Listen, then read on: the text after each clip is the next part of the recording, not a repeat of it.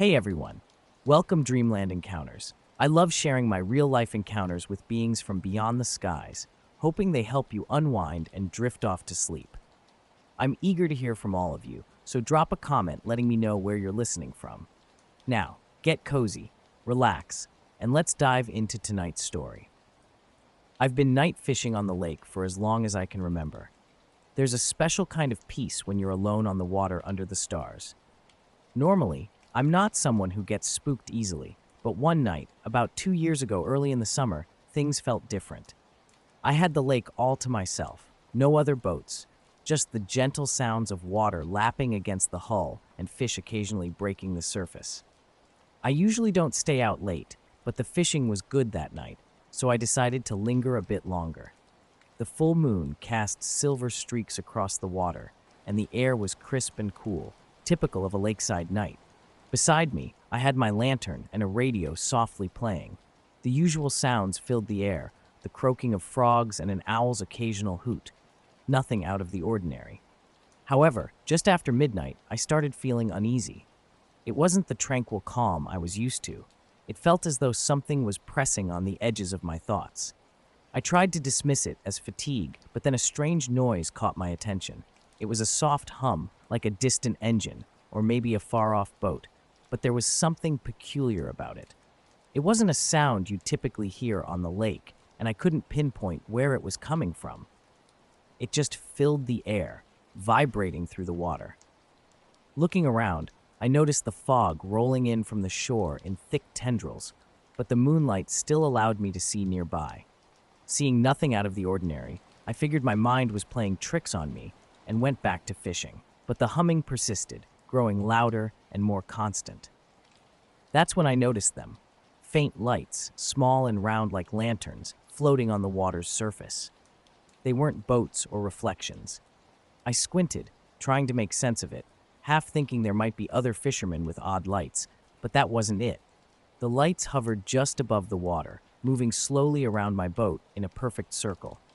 At first, I thought they could be fireflies, but their movement was too steady, too controlled. They didn't flicker or dart about like insects. They moved as if under command.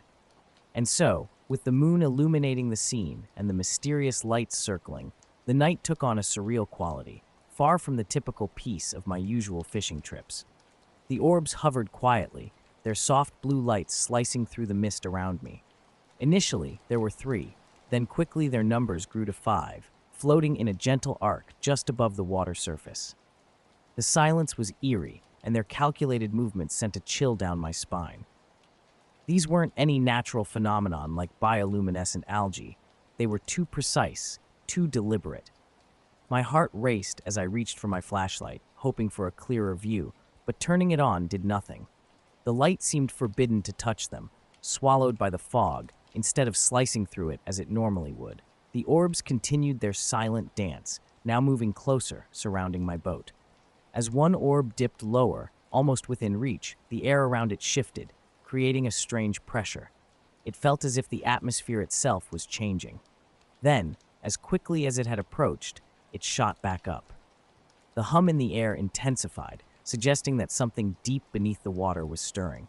The water itself wasn't the source of the hum, but rather something below, something ancient and hidden. My heart pounded, not with pride, but with a primal fear. I began to reel in my fishing line calmly, telling myself to just pack up and leave. But the orbs were quicker, drawing nearer and revealing their true nature. They weren't mere lights, they pulsed rhythmically, more like sentient probes than any simple natural light. As I watched, the hairs on my neck stood on end.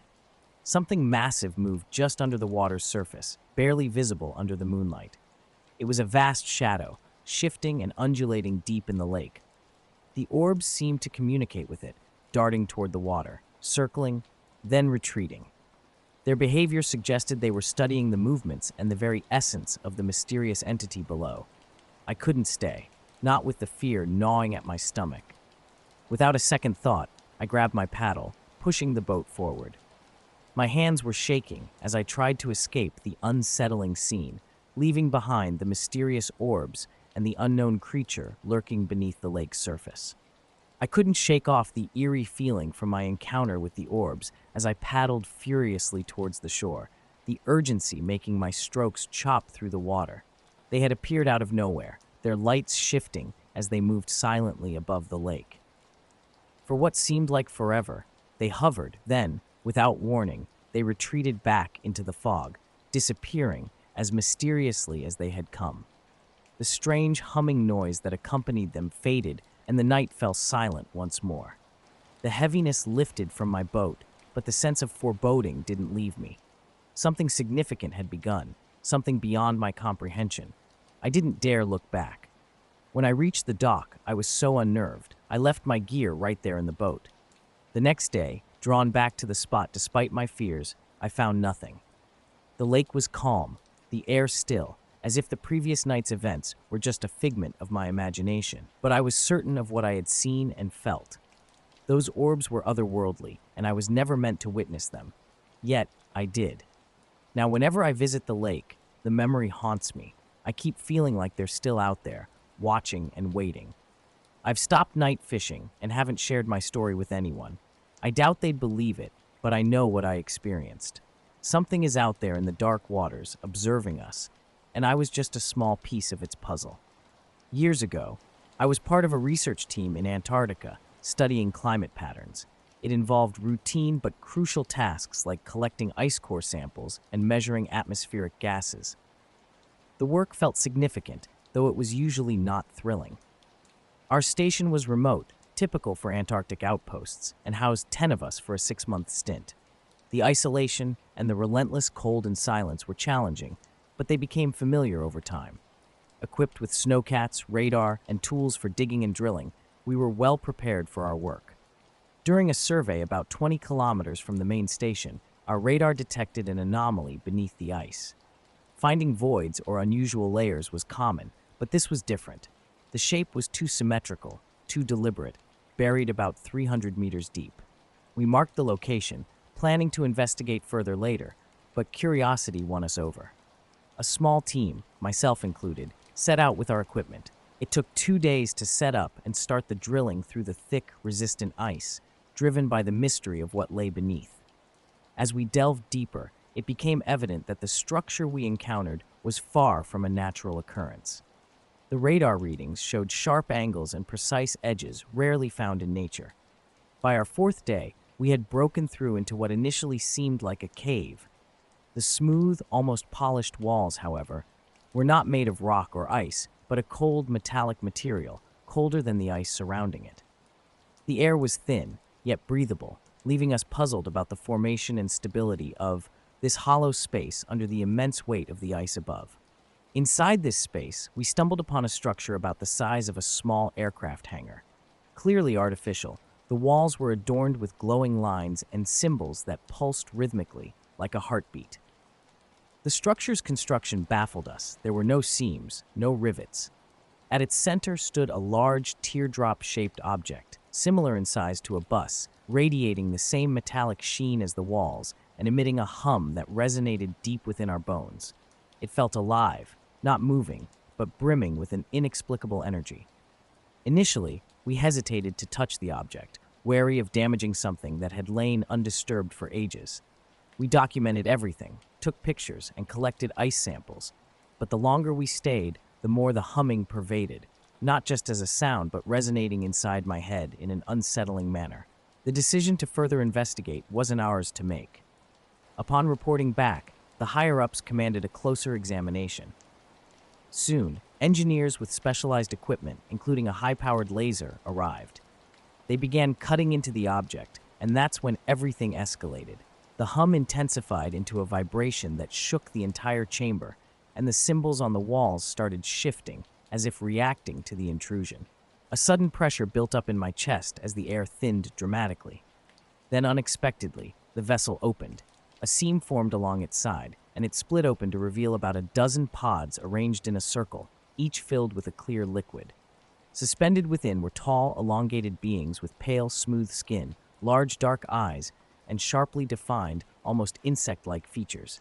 They appeared not dead, but preserved, possibly in a state of suspended animation. The engineers pressed on, undeterred, taking samples from the pods and analyzing them. The entire experience was surreal, leaving more questions than answers about the origins and purpose of these beings and their vessel. The team and I were scrambling to understand the bizarre phenomena we encountered at the site. Initially, as we investigated the vessel, a persistent hum escalated, growing louder with each passing day. By the second day, the sound was overwhelming, and the atmosphere inside the chamber felt electrified, as though a storm was about to erupt. On the third day, everything changed dramatically. I was at the main station when chaos erupted. The team on site frantically reported over the radio that the pods had opened and the beings inside were moving. The communication abruptly cut off, leaving us with nothing but static when we tried to reconnect. In a rush, several of us suited up and hurried to the site. But upon arrival, the chamber presented an eerie scene. It was completely empty, except for the still hovering hum and the now open pods. The vessel remained, but there were no signs of the beings or the engineers. No struggle, no blood, and outside, the snow was undisturbed. The chamber walls, adorned with symbols, now flashed erratically, creating patterns that were painful to watch. We quickly gathered what we could and left. In the following weeks, the situation grew increasingly strange. Unexplained lights appeared in the sky, shadows moved anomalously, and the local wildlife, including seals and penguins, vanished. Equipment failures became routine, and some team members reported hearing whispers carried by the wind, voices I never heard myself. What I did feel intensely was the unnerving sensation of being constantly watched, even in solitude. Ultimately, the organization made the decision to shut down the station, citing logistical reasons, but we all knew the truth. The mysteries we had stumbled upon were never meant to be unearthed. I left Antarctica, unable to shake the haunting memories and the chilling experiences. Now, Eve, and far from those icy landscapes, I sometimes still hear that distant, faint hum, as if it's lying in wait. On a completely ordinary Tuesday night, my routine shift as a security guard at a small office complex on the town's edge took a turn. The job was typically uneventful, involving rounds of the property and monitoring CCTV cameras. The building was modest, a 3-floor structure with a parking lot and several seldom-used storage sheds out back. Most nights were spent idly, flipping through magazines or watching the monitors until my eyes ached. However, that night at around 2:15 a.m., as I sat in the control room sipping stale coffee, something unusual caught my attention on one of the monitors. Camera 8, covering the rear lot by the sheds, displayed what initially seemed like a technical glitch. A faint shimmer, similar to a heat wave or a ripple in water, appeared on the screen where nothing usually stirred, and the motion-activated floodlights remained dark. The shape I saw on the screen was moving slowly, almost as if it was floating, even though it was a still night with no wind. It was tall and narrow, its form constantly changing, as if it was undecided about its shape. The odd figure seemed almost to breathe, its outline shimmering faintly. Curious, I adjusted the camera settings to get a better look. The usual night vision setting just showed a grainy image, and the infrared revealed nothing. It was as if the figure emitted no heat at all. However, switching to ultraviolet made a startling difference. Suddenly, the figure was clearly visible, tall and thin, with a body that seemed almost liquid. It shone in shifting colors, like oil on water, and had a smooth, reflective surface instead of a face. Its arms were unusually long, bending at bizarre angles. Frozen, I watched as it stood near the shed, slowly moving its head as if surveying the area. Then it crouched down, pressing what seemed to be a hand against the ground, and stayed motionless, possibly examining something. I considered calling the police, but dismissed the idea, knowing how it would sound. I felt an instinctive warning not to confront it myself, so I just kept watching. After a while, it stood and began to move towards the main building. Its movements deliberate and almost graceful, as if it was gliding just above the ground. It stopped occasionally to touch something, a patch of grass, a parked car, the building's wall. I cycled through the camera feeds, trying to track its path. In normal light, it was nearly invisible, just a slight distortion in the air. Only in ultraviolet light could I see it clearly. It reached the lobby's glass doors, pausing and tilting its head as though listening, then stepped right through the glass as if it weren't there. My heart raced, and I perspired heavily from the tension. I switched to the lobby camera just in time to see it standing there, its body rippling and shifting like sunlight on water. It moved towards the reception desk, then crouched to touch the floor again. Suddenly, it turned its head towards the camera. I could swear it saw me, even though it had no eyes. It paused, still as a statue, then moved swiftly towards the elevators. Panicked, I didn't know what to do next. I was on the second floor in my control room when I saw it approach the building. Unsure of what it would do if it got inside, I quickly locked the door. Although I doubted it would be of much help, I grabbed my flashlight to give myself a sense of security. Through the cameras, I watched as it entered the elevator and seemed to press a button. The elevator display confirmed it was coming up to my floor. The hallway camera outside my control room allowed me to see the elevator doors open and the figure emerge, shimmering like a mirage. It moved slowly down the hallway, its long arms occasionally brushing against the walls, until it reached the door of my control room. I held my breath and gripped my flashlight, ready to use it as a weapon if needed. The figure stopped and briefly pressed its hand against the door, without making a sound. I could feel a strange shift in the air pressure before it eventually turned and moved away. I watched through the monitor as it floated back down the hallway, returned to the elevator, and left the building. It didn't stop moving until it had reached the edge of the property, then it simply vanished into the night. Shaken, I sat frozen for hours until daybreak. I replayed the footage, hoping daylight would make the events seem less terrifying, but the ultraviolet images were just as clear as they had been in the dark.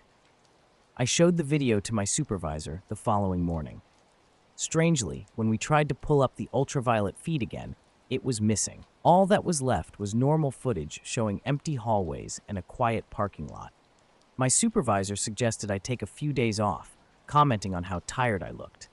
A week later, I quit. The incident left me with an uneasy feeling I couldn't shake, and sometimes late at night, I still see a shimmer out of the corner of my eye. Whether it's my imagination or something else, I know I'm never returning to that building. That night, I was flying with a 3-plane patrol over the northern plains under a star-filled sky. It was an ideal night for pilots. Clear skies, no turbulence, and an endless horizon. Our mission was routine surveillance, typically uneventful, and I expected nothing unusual. We were cruising at 30,000 feet in a loose V formation, with only the hum of the engines and occasional radio chatter filling the quiet. Glancing at my instruments, which showed everything as normal, I suddenly picked up a strange interference in my headset. Initially, it seemed like a typical static from a mistuned comm, but then it changed, taking on a rhythmic pattern, almost melodic but entirely unfamiliar and unsettling. I radioed the tower. "Tower, this is Echo 1. I'm picking up a strange signal. Is there a weather?" In the midst of a routine patrol, the area went haywire. All I got was static when I tried to communicate. The signal was overpowering everything. Ramirez, to my left, broke through the chaos on the squadcom, noting that my transmission was unclear. Morales, flying to my right, chimed in, confirming the signal disruption just as I was about to respond. But then, the static shifted into something clear and unexpectedly complex. It wasn't just a hum anymore. It had layers, depth, instruments that were unfamiliar, and voices that didn't sound like voices. They intertwined into a melody too perfect, too orchestrated to be anything natural. This melody wasn't merely a sound. It was an entity of its own, invading my headset, sidelining all other noises. I could faintly hear Ramirez and Morales as though they were speaking from behind a barrier. The music seemed to resonate not just through the headset, but it enveloped the space around us, vibrating through our very core. It evoked memories, stirred emotions, and tugged at the indescribable. Compelled, I asked, my voice trembling, "Do you hear that?" After a pause, Ramirez acknowledged it, and Morales, with a tenseness in his tone, questioned if it was music. None of us had an explanation, yet all of us were drawn to it. It seemed to emanate from all directions, as if the very air was the conductor of this symphony. As we were absorbed by the sound, a glimmer caught my eye. It was below us, subtle yet captivating, resembling moonlight reflecting on water. "There's something out there," I announced, straining against my restraints to see clearer. 9 low, do you see it? Ramirez saw it too and shared in the bewilderment. Drawn to it, we adjusted our formation and moved closer. The closer we got, the clearer it became. This wasn't merely a reflection, it was a craft unlike anything we had seen before. It had a smooth, almost organic structure, with no sharp edges or seams, glowing with a soft, silvery light pulsating in rhythm with the haunting melody. Morales expressed his discomfort, suggesting we should report back, but Ramirez pointed out the futility as our radios were jammed. "Stay calm," I urged, masking my own unease. "Let's get closer, but keep our distance." As we neared, the craft shifted, orienting itself towards us. It didn't have conventional lights, but its surface mirrored the stars, blurring the boundaries between the craft and the night sky. The melody intensified, enveloping us, becoming almost tangible. Then, abruptly, my jet slowed. It wasn't me. Something else was manipulating it. The controls turned sluggish, like maneuvering through molasses. "Controls are heavy," Ramirez reported.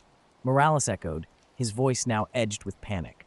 The craft began to ascend gracefully, beckoning us to follow. Compelled beyond reason by the melody, turning away seemed unthinkable. We pursued, climbing higher, the craft leading us beyond 40,000 feet, then 50,000. The stars above shone brighter, seemingly closer, as we continued our ascent, drawn mysteriously by the enigmatic craft and its otherworldly symphony. As the oxygen gauge flickered, Morales noted the thinning air and warned we might stall out soon. At that moment, our craft halted its ascent, seemingly suspended midair as the music playing shifted to a softer, almost pleading tone. We hovered, circling cautiously. "It's waiting for us," Rear observed. "What's it waiting for?" I wondered aloud. Before anyone could respond, the music intensified, flooding my mind with vivid impressions. Not clear pictures, but shapes, colors, emotions, hinting at distance, loneliness, and a quest. It was clear, even without words. This entity, this thing, was trying to communicate. "It's not hostile," I found myself saying, more to convince myself than to inform Morales, who immediately questioned, "How do you know that?" "I just do," I replied, convinced it was seeking something from us.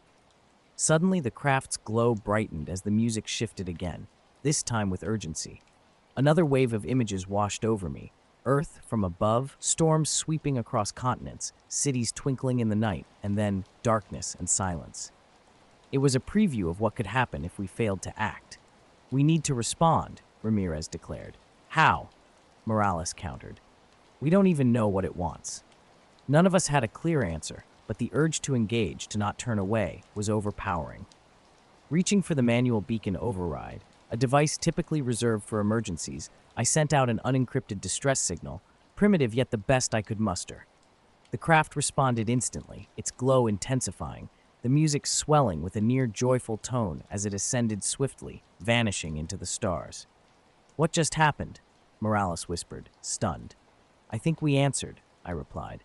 The journey back to base was shrouded in silence, each of us lost in thought, unsure how to even begin explaining what we had witnessed. The debriefing was tense, the higher-ups skeptical, yet the flight data corroborated our experience. What we encountered wasn't a malfunction or a figment of our imagination. To this day, the nature of what reached out remains a mystery to me, but the haunting melody and the sense of connection it evoked are unforgettable. It was clear it meant no harm. It was merely trying to communicate, to reach out. This bizarre, unforgettable encounter occurred just a few weeks back, during a seemingly mundane hiking trip with friends in a remote national park. We had planned this getaway for months, seeking a break from everything in the tranquility of nature, where L service was scarce and other hikers even scarcer. It was on the second day, while navigating an old, barely marked trail, that this extraordinary event unfolded, transforming an ordinary escape into a profound experience I felt compelled to share. We all brought compasses on our hike, because cell phones were pretty much useless out there, and relying solely on GPS didn't feel safe. Halfway through our journey, Sarah realized her compass was acting up. Initially, we joked it might be a cheap, unreliable one. However, when Matt and I checked ours, they were behaving the same way, their needles spinning uncertainly, unable to settle on north. There was no wind, no large metal nearby, nothing obvious that could interfere with our compasses. Despite the odd behavior of the compasses, They all pointed consistently in one direction, not north, but a fixed spot. Driven by curiosity, we decided to follow this mysterious direction, veering off our planned path. The terrain was manageable, just dense woods and uneven ground. We kept checking our compasses as we went, and they persistently guided us the same way, as if deliberately leading us somewhere. After about an hour, the atmosphere changed. The air felt heavy, like the calm before a storm, despite the clear skies. The usual sounds of wildlife were absent, leaving only the sound of our steps in the underbrush.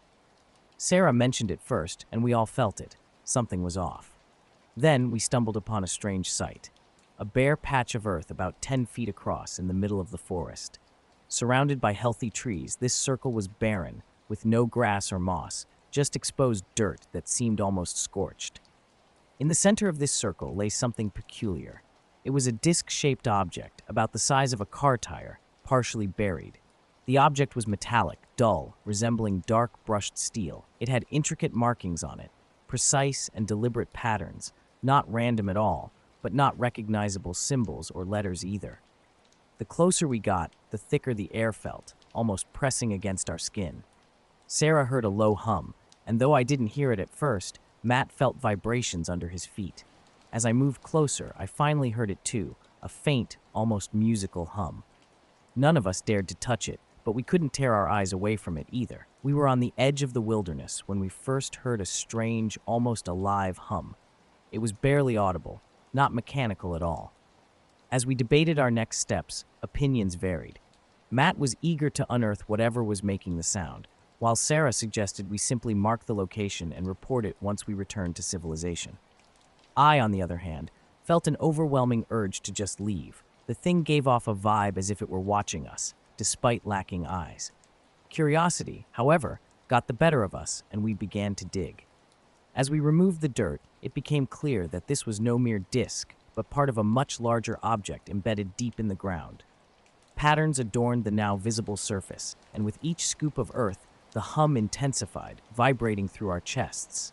The markings began to emit a soft, pulsing glow, reminiscent of the embers of a dying fire, pulsing in a pattern that seemed almost like Morse code. Suddenly, our electronics failed. Matt's phone wouldn't turn on, and even Sarah's watch had stopped. Then, a deep rumbling noise from above joined the chorus, though nothing visible was in the sky. The sound, however, was unmistakable and seemed to be moving, growing louder, as if something massive was shifting overhead. In a panic, Matt attempted to recover the object, but the earth had turned slick and oily, refusing to hold the dirt. The hum steadied, the glowing patterns accelerated their pulse. Too frightened to continue digging, but too mesmerized to flee, we backed away. Then, as quickly as it had escalated, everything ceased. The hum, the glow, the ominous sounds from above, all fell silent. The atmosphere returned to normal, our compasses flicked back to life, and the object lay dormant, as lifeless as when we'd found it. As we left, I couldn't shake the feeling that it was still aware of us, watching in some inexplicable way.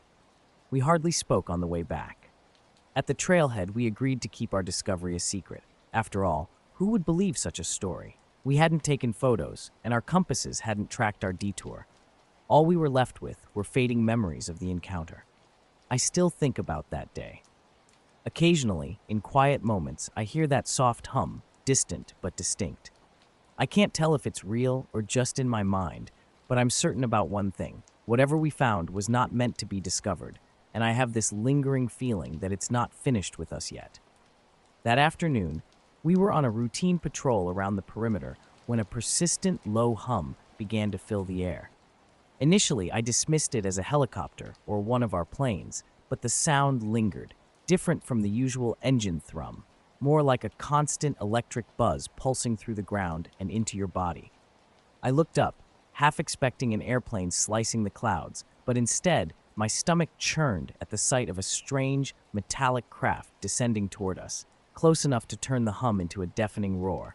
This was no ordinary aircraft. Its shape was all wrong. Angular yet smooth, resembling something out of a sci-fi movie.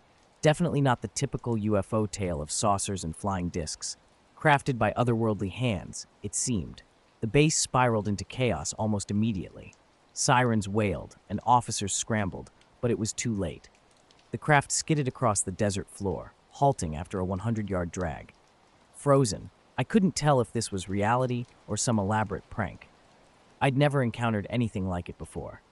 Within moments, military personnel had the crash site encircled, swiftly establishing a quarantine zone. Despite my unease, orders were orders, and we had to keep clear, leaving the decisions to the higher-ups. Then, amidst the confusion, a small figure emerged from the wreckage. At first glance, it seemed human, possibly a survivor, but a closer look confirmed otherwise. Standing about 4 feet tall, it had unusually smooth, pale, almost translucent skin, with profoundly black, bottomless eyes and thin limbs. It moved with an eerie grace, almost gliding as it walked. Everyone around me mirrored my shock, confusion, and, yes, fear. This creature, while not outwardly aggressive, halted and tilted its head upon seeing us, observing us as though we were the anomalies. Commands were soon barked out. We were to detain it. How? No one was quite sure, but the intent was clear. Senior officers shouted into radios, and shortly after, men in hazmat suits approached the being cautiously. They didn't make direct contact initially, but used unfamiliar equipment, long rods emitting some sort of light and creating an energy field, to manage the situation. As they tried to restrain the creature, it just stood there, calm and unafraid, while we all watched, feeling way out of our league. This was no ordinary operation. It was bigger than anything I'd ever been part of. They put the creature in a containment unit and instructed us to secure the area for hours. No one except a few senior officers, who appeared to know exactly what they were doing, could approach the crash site. The details weren't shared with me, and it was obvious that no one was going to openly discuss what happened. That night, the airbase transformed into a bustling hub. A dozen high-ranking officers from various agencies arrived. I recognized some, but not others. Everyone seemed tense. Our main job was clear: keep everyone away from the Kriya, a chur, which might be an alien, detained supposedly for its safety. As time passed, the situation grew weirder. Scientists and researchers working with the creature reported it was trying to communicate, but not through any recognizable language. It seemed to transmit signals, thoughts, emotions, impressions rather than words. Some officers suspected psychological warfare meant to confuse us, while others believed the creature was reaching out, possibly asking for help. During a meeting with Colonel Morgan, the commanding officer, his serious demeanor and tired eyes said it all. "We need to figure out what we're dealing with," he told us in a hushed tone, revealing that the creature knew something important. We were all ordered to maintain radio silence and avoid contact with the outside world, perhaps to prevent public panic. In the following days, whispers of something more menacing grew. I overheard 2 men in the break room discussing the possibility of an interstellar war. They talked about entities that had tracked the creature to Earth. The idea of facing something even more terrifying than the creature in containment was chilling. Tensions among the personnel ramped up. Guards became jittery, lights in the containment room flickered strangely, and occasionally, unsettling noises like tapping or scraping came from within. It was clear that whatever this creature was, it wasn't alone, and the thought of what might be coming for it hung over us all. The atmosphere on the base was tense, suffocating even. Everyone seemed to sense that something was amiss, yet no one knew exactly what to do about it.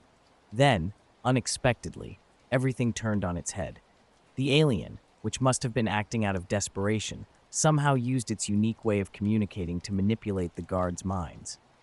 In an instant, the security team was overcome. Some of the guards screamed, others just froze, staring blankly into space as if hypnotized. It wasn't clear whether the alien's escape was intentional or an accidental result of its actions. Following the escape, the base sprang into action quickly. Within hours, it was in complete lockdown. Helicopters buzzed overhead, search teams scoured the area, and every person on the base was tasked with finding the alien, dead or alive. We didn't get many details, but the seriousness of the situation was palpable. If the alien wasn't found, the consequences could be dire. Despite the intense search, the alien was never located. Some thought it had managed to leave the area, while others whispered that it had been captured and taken away. The truth remained a mystery. After everything settled down, the base returned to its usual state. No one talked about what had happened, and those involved were either quietly reassigned or let go. As for me, I was left to ponder the what ifs. What if we had made different decisions, listened to the alien, or even helped it? Instead, we buried the incident under layers of secrecy. Now, lying awake at night, I often wonder what we lost by keeping the whole affair hidden. Before all this, I was just another person posting videos online, not looking for fame. I shared simple things, daily outfits, my thoughts on weird food trends, little snippets of my life. Then, unexpectedly, one video changed everything. It captured a bizarre dream I'd had about standing in a massive room with glowing blue walls and tall, thin figures watching me. Although the details of the dream faded after I woke up, the lingering feelings prompted me to record and share the experience. I thought it was just odd enough to interest a few people, but by the next morning, it had garnered over 1 million views. At first, I thought it was a glitch, but the numbers kept climbing even as I repeatedly refreshed the app. Thousands of comments started flooding in. People were buzzing about how Hey had seen the same blue room and the same shadowy figures in their dreams. Others couldn't explain why, but something about the way I described my dream resonated with them.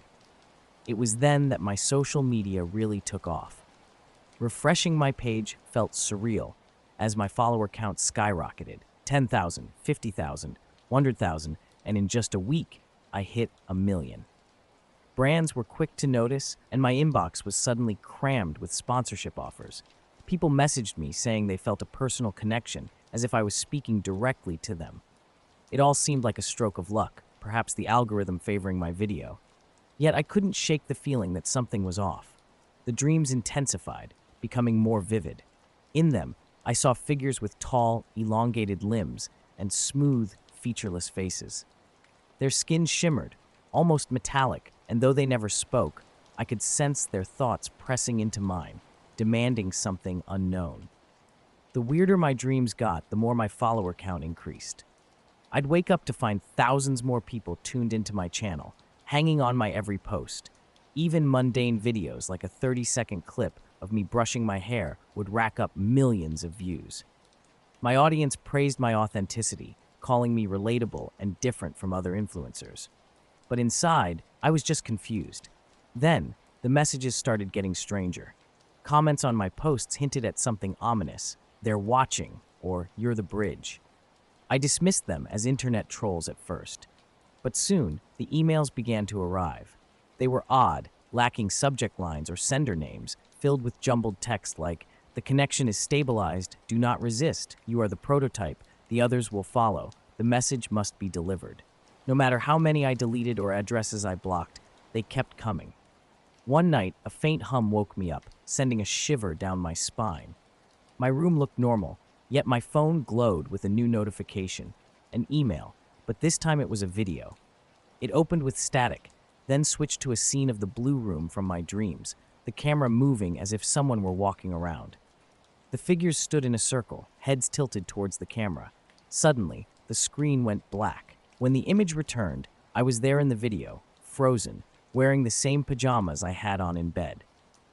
As one of the figures stepped closer, the screen cut to black again. I threw my phone across the room after the video ended. The next day, I opened the app again, despite trying to dismiss the whole experience as a nightmare. To my shock, there was a new video uploaded on my account that I hadn't posted. It was the same video from the email, the blue room, the figures, and me standing among them. It had already garnered 10 million views. In a panic, I tried deleting it, but the app refused to cooperate.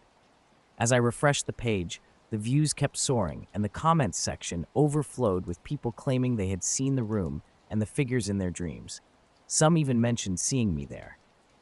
Realizing that this situation extended beyond just me, a sense of dread settled in. I considered quitting social media and disappearing, but something told me that wouldn't solve anything. This was bigger than me. The dreams continued but changed in nature. The figures weren't just observers now, they were showing me things. Cities bathed in light, bizarre, lifelike machines, and unfamiliar stars.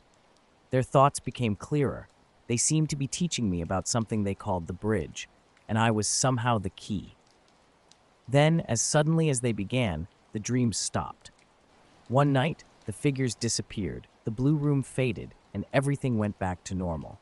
My followers stopped increasing, and the eerie comments vanished. It felt as if they had moved on from me, deeming me no longer of use. Whether I had failed their saint or they were merely using me for some experiment, I couldn't tell.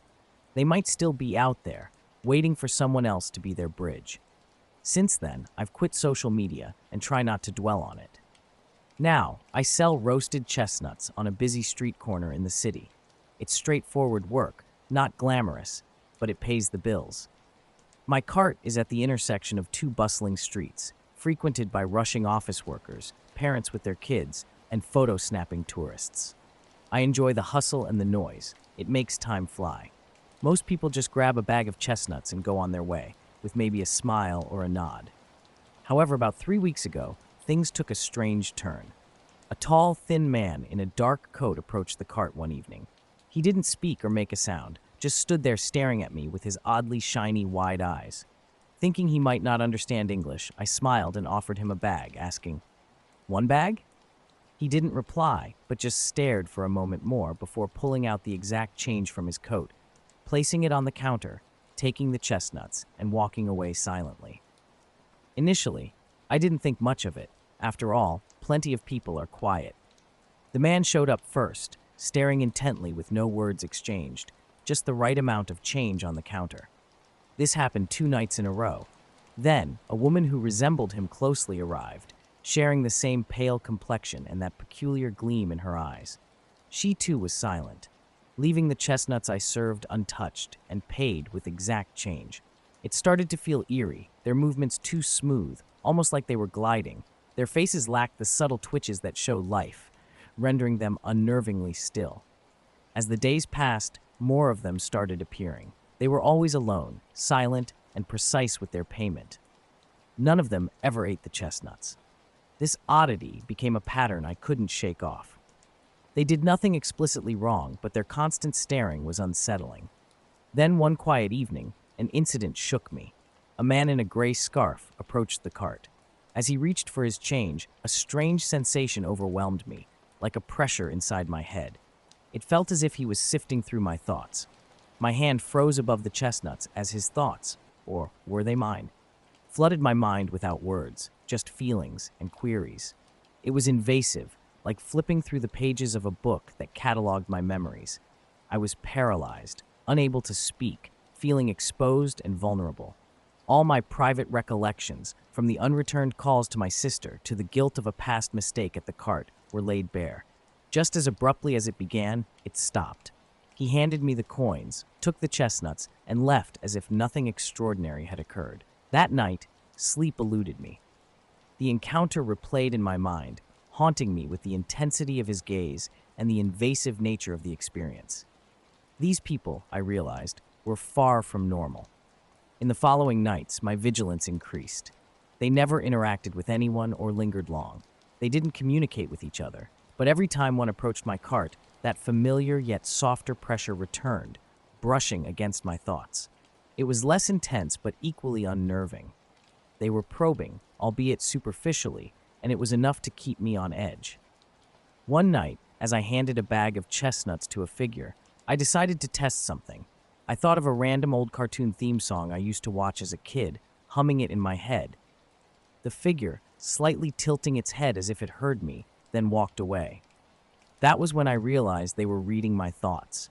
It dawned on me that they didn't need to speak. They already knew what I was going to say. It made my skin crawl, wondering what else they knew, what else they had seen in my mind. From then on, the encounter with them made me paranoid. I tried to keep my mind blank, but the harder I tried, the more it felt like they were controlling and directing my thoughts. One night, unable to bear it any longer, I confronted a tall, pale, silent woman who approached the cart. I slammed my hand on the counter, asking, "What do you want from me?" She didn't flinch, met my eyes, and for a moment that pressure in my head intensified, then vanished as she placed the exact change on the counter and walked away without her chestnuts. Shaken, I nearly quit that night, packing up and going home, but I couldn't stop thinking about them, wondering who they were, what they wanted, and why they kept coming to me. The following night, I decided to face them again. When a man in a black coat appeared, I seized his wrist, which was ice cold, and demanded, "Why are you here? What are you looking for?" He didn't speak, but I sensed his intentions: curiosity, observation.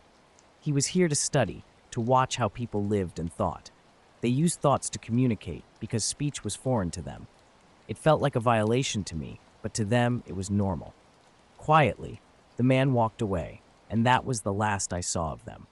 It's been 2 weeks since they've come around, but I can't shake the feeling or stop pondering the questions they left behind.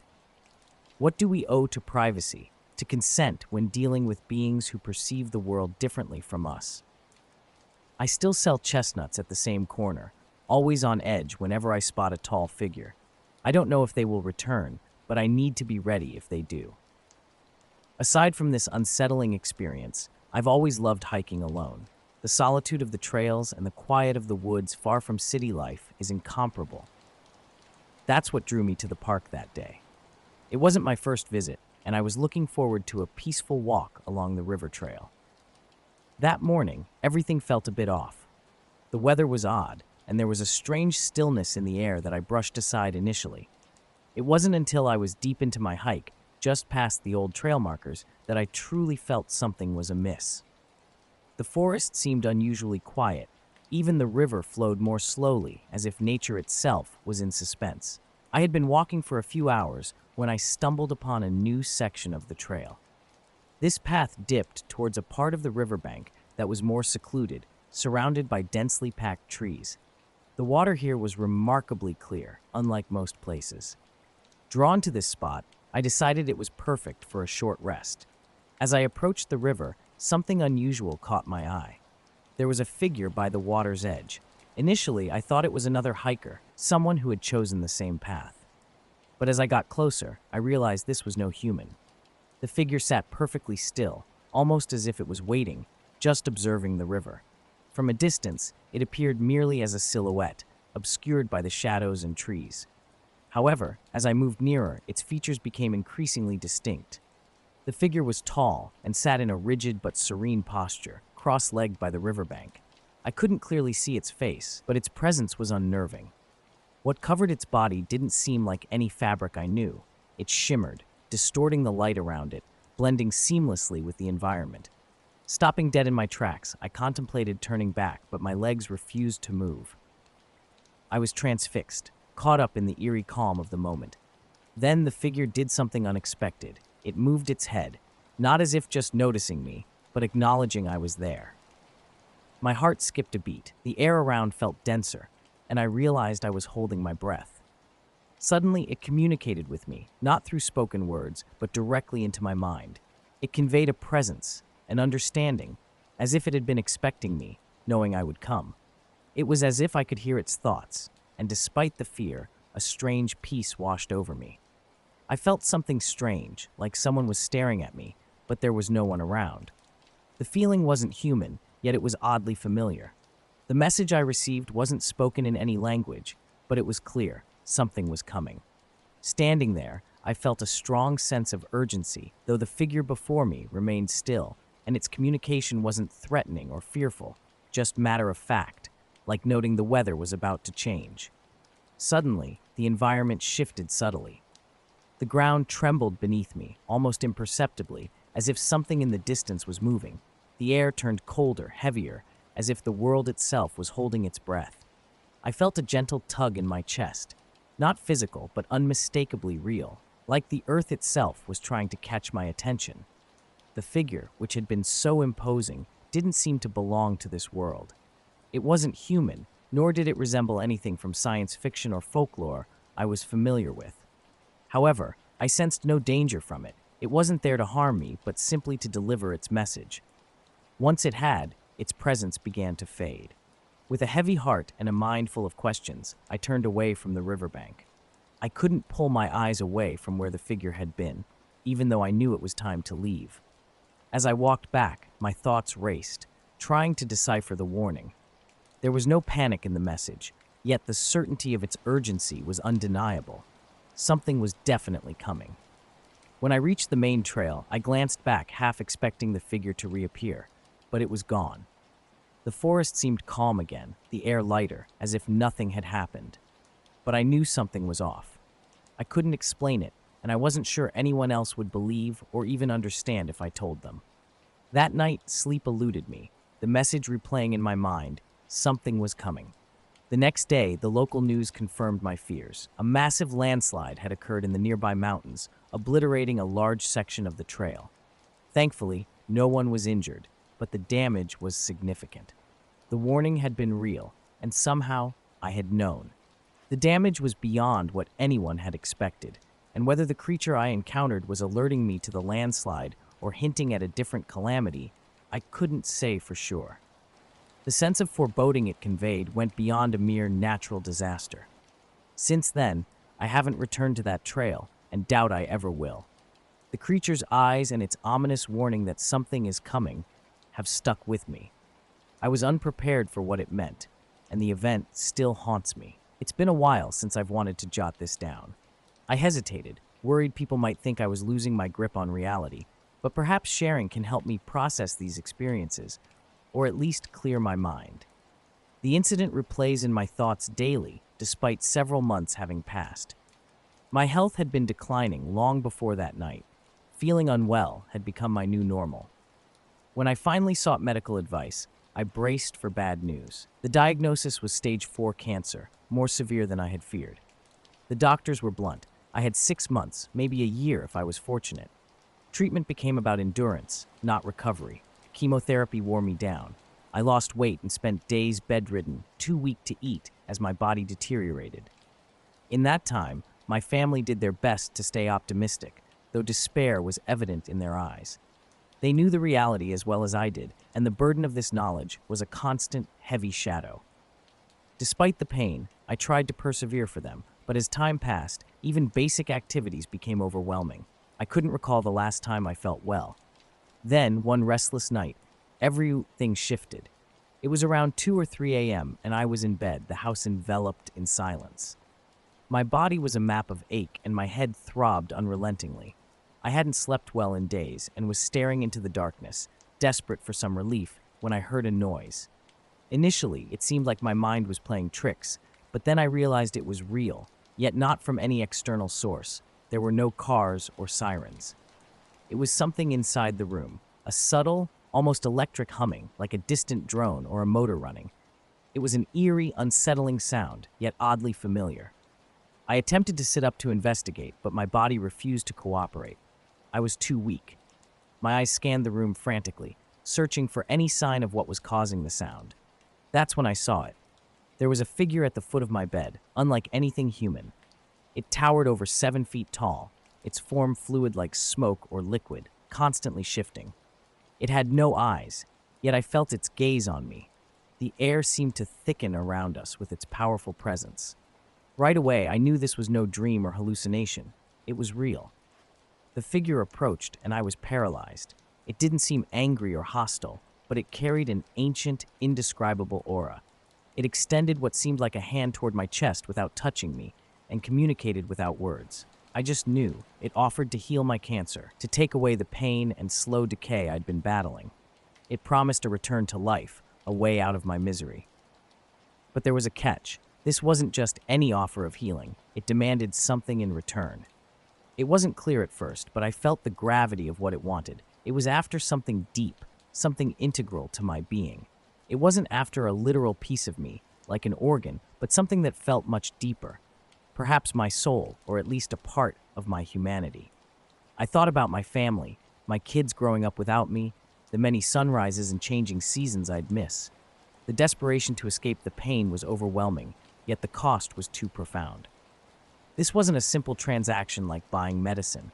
Accepting this offer would change me fundamentally, altering everything I stood for. So I refused. I didn't need to speak. My decision was made internally.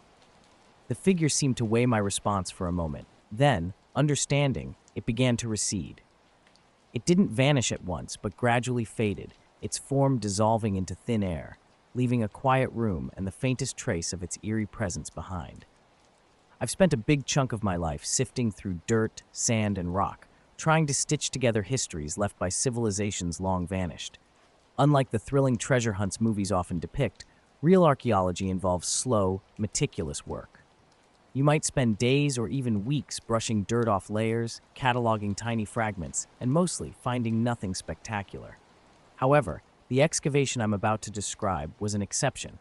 We thought we were digging at an ancient burial site, or maybe a temple in a desolate desert area. At first, all we found was the usual stuff: broken pottery, stone carvings, and animal bones. But being thorough in our work, we eventually uncovered a hidden chamber, not indicated by any preliminary scans, and sealed with a heavy stone slab adorned with unfamiliar symbols. I've seen many ancient scripts, but this was different, like nothing I'd encountered before. We managed to open the slab, and inside, we found what seemed like a table made of a strange, smooth material that resembled neither stone nor metal. On it lay a set of documents, not haphazardly strewn, but arranged deliberately, as if someone had left them there for us to find. The documents themselves were peculiar, crafted from a thin, translucent, glass-like but flexible material, bearing writings in a precise script that was neither Egyptian, Sumerian, nor anything familiar. During this period, my health was a significant concern. I had been battling cancer, feeling weak and sick, yet the tumor had shrunk, offering me a glimmer of hope. It was the first piece of good news in months when my doctor confirmed the tumor's reduction. Despite this, the memory of one peculiar night haunted me daily. I had encountered something inexplicable, an entity that seemed to offer healing at a steep price I couldn't accept. It was an ancient being, something far beyond our understanding, not merely a healer, but something older and more profound. I couldn't share this experience with anyone. How could I explain turning down what might have been a chance for a cure? The decision was heavy, filled with questions about longevity and the cost of such an offer. Though I continue to live with the cancer and the knowledge that my time might be limited, I remain thankful for each day. The weight of that choice and the mystery of that night are things I know I will never forget. Right away, the chamber gave me an uneasy feeling. The air was heavy, and the walls emitted a faint hum. At first, I chalked it up to nerves, since discovering such a place was no small matter, and perhaps my mind was playing tricks on me. We found some documents there, and took them back to our base camp for further analysis. The documents were covered in symbols that were tough to decode, and progress was slow. After a couple of days, I noticed the symbols seemed to shift subtly if I stared at them long enough, making me question my own eyes. Then, a breakthrough happened when Sarah, a linguist on our team, decoded part of the system. It turned out not to be a language, but a code. Once we started to crack it, things began to fall into place. These weren't ordinary records. They were a treaty, a peace agreement signed thousands of years ago, not between nations or tribes, but between humans and extraterrestrial beings. The text revealed that these beings had visited Earth long before recorded history began. They had made contact, but something had led to a war, and this treaty was the end result. The details were sketchy, but the treaty promised coexistence under specific conditions. Humanity was tasked with maintaining the balance, though it was unclear what that entailed. Initially, we thought it was a myth, like the tales of gods and monsters found in ancient cultures. Then the messages started. The first came over the radio as a series of tones, not quite music, more dissonant and unsettling. We assumed it was interference, perhaps from a satellite or another station. But then the tones began to form patterns, clearly a signal. The second message was more direct, coming through the camp's communication system. It was a voice, deep and resonant, speaking in an unknown language but conveying emotions: anger, disappointment, a warning. That night, none of us could sleep. The camp was eerily quiet, save for the wind's whispers and the hum of our equipment. I lay awake, poring over the documents, the symbols now seeming to mock me with their constant shifts, refusing to reveal their secrets. The next day, the sky itself seemed off. The sunlight was dimmer, the shadows sharper, as if we were being watched, though no one dared to speak it aloud. That evening, as I sat in my tent reviewing the documents again, the air pressure dropped suddenly, like just before a storm, but without any wind. The humming sound from the chamber returned, only louder.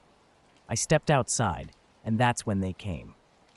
I never expected to encounter beings that shimmered like they were made of both light and shadow, impossibly tall, and not at all the little green men or bug-eyed monsters of popular imagination. They glided silently, hovering above the ground rather than walking. One approached me, and I was so paralyzed with fear I couldn't then breathe, let alone move. It seemed to raise a hand, if that's what it could be called, and I felt its presence invade my mind. There were no spoken words, yet the message was clear. You broke the treaty. I had no idea what that meant, and though I wanted to protest my innocence, I found myself utterly unable to speak. The emotion I sensed from the being wasn't anger, but rather sadness, a deep disappointment.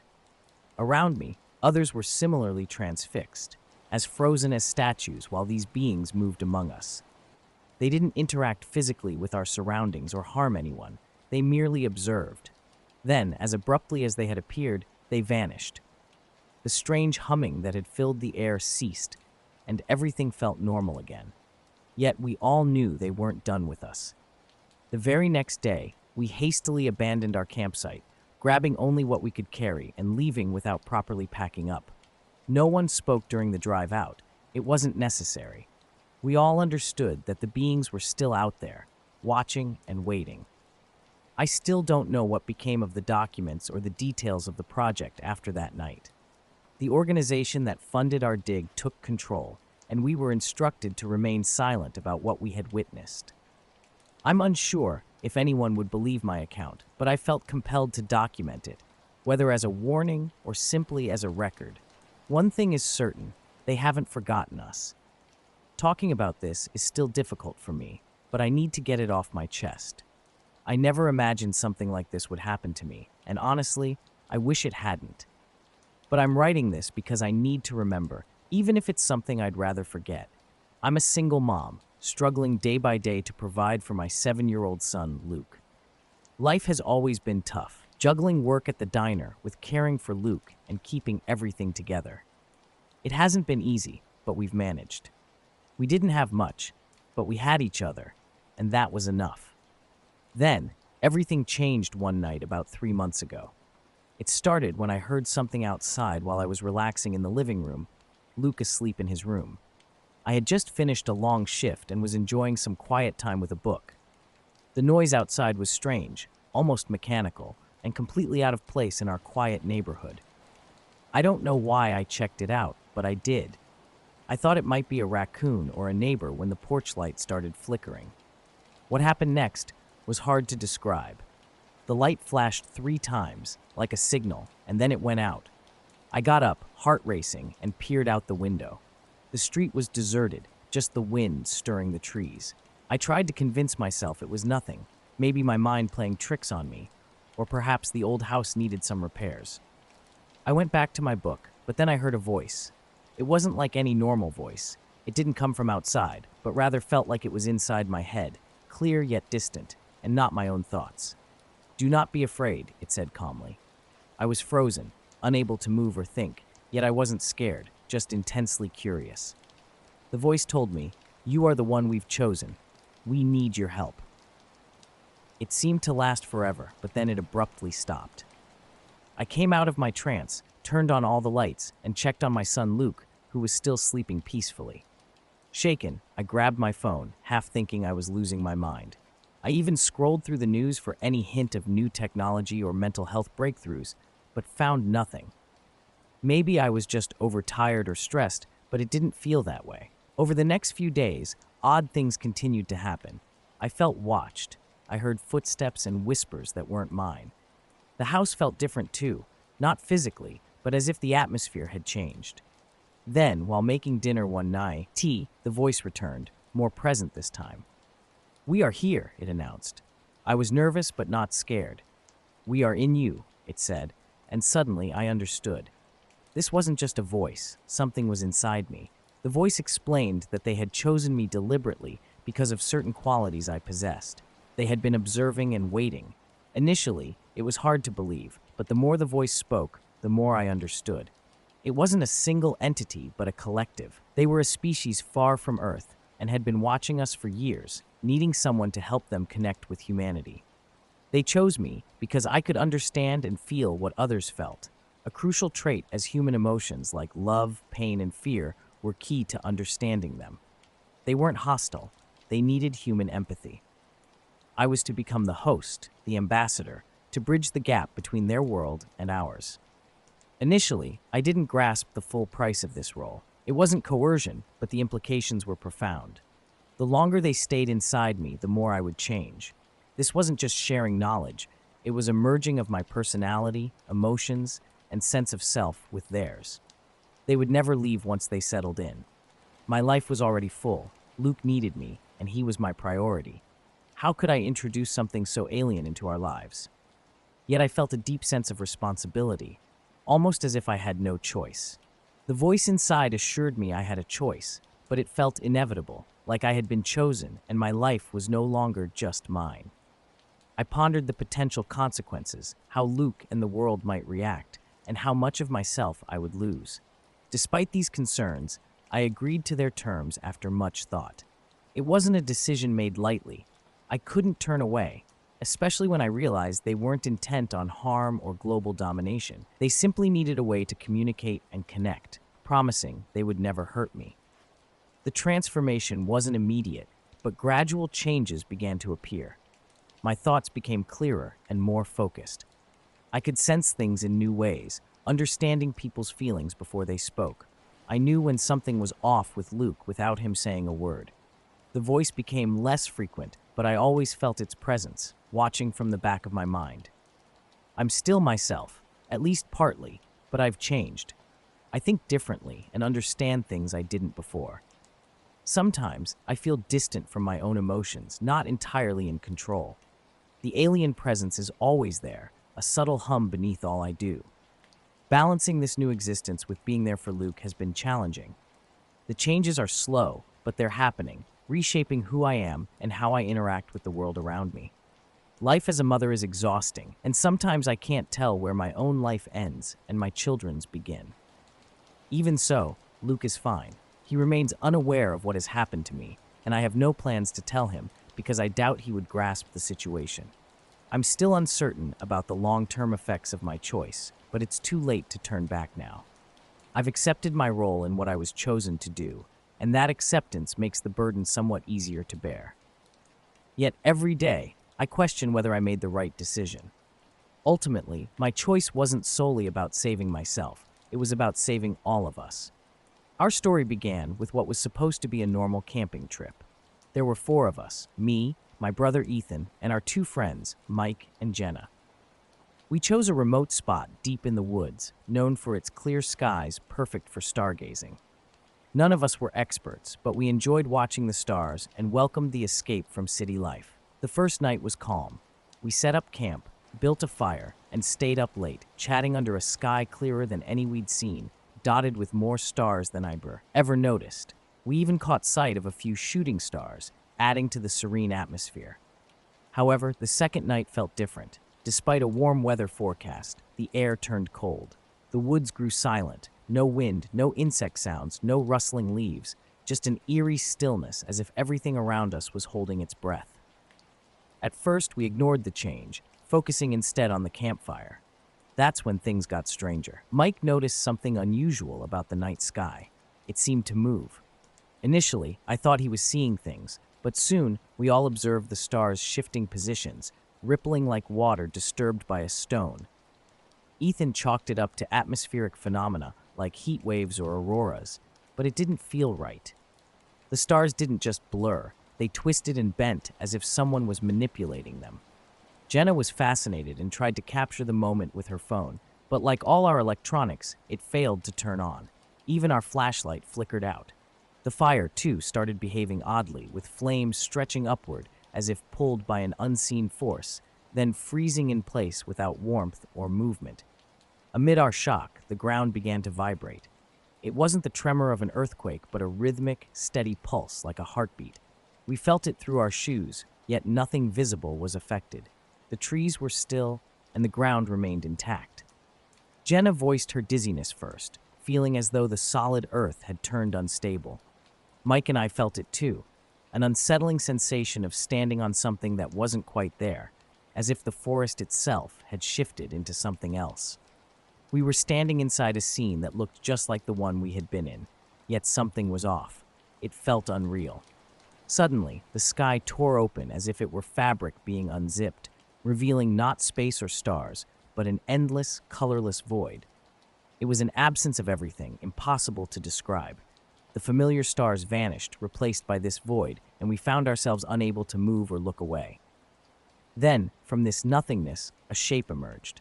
It wasn't a ship, at least not in any conventional sense.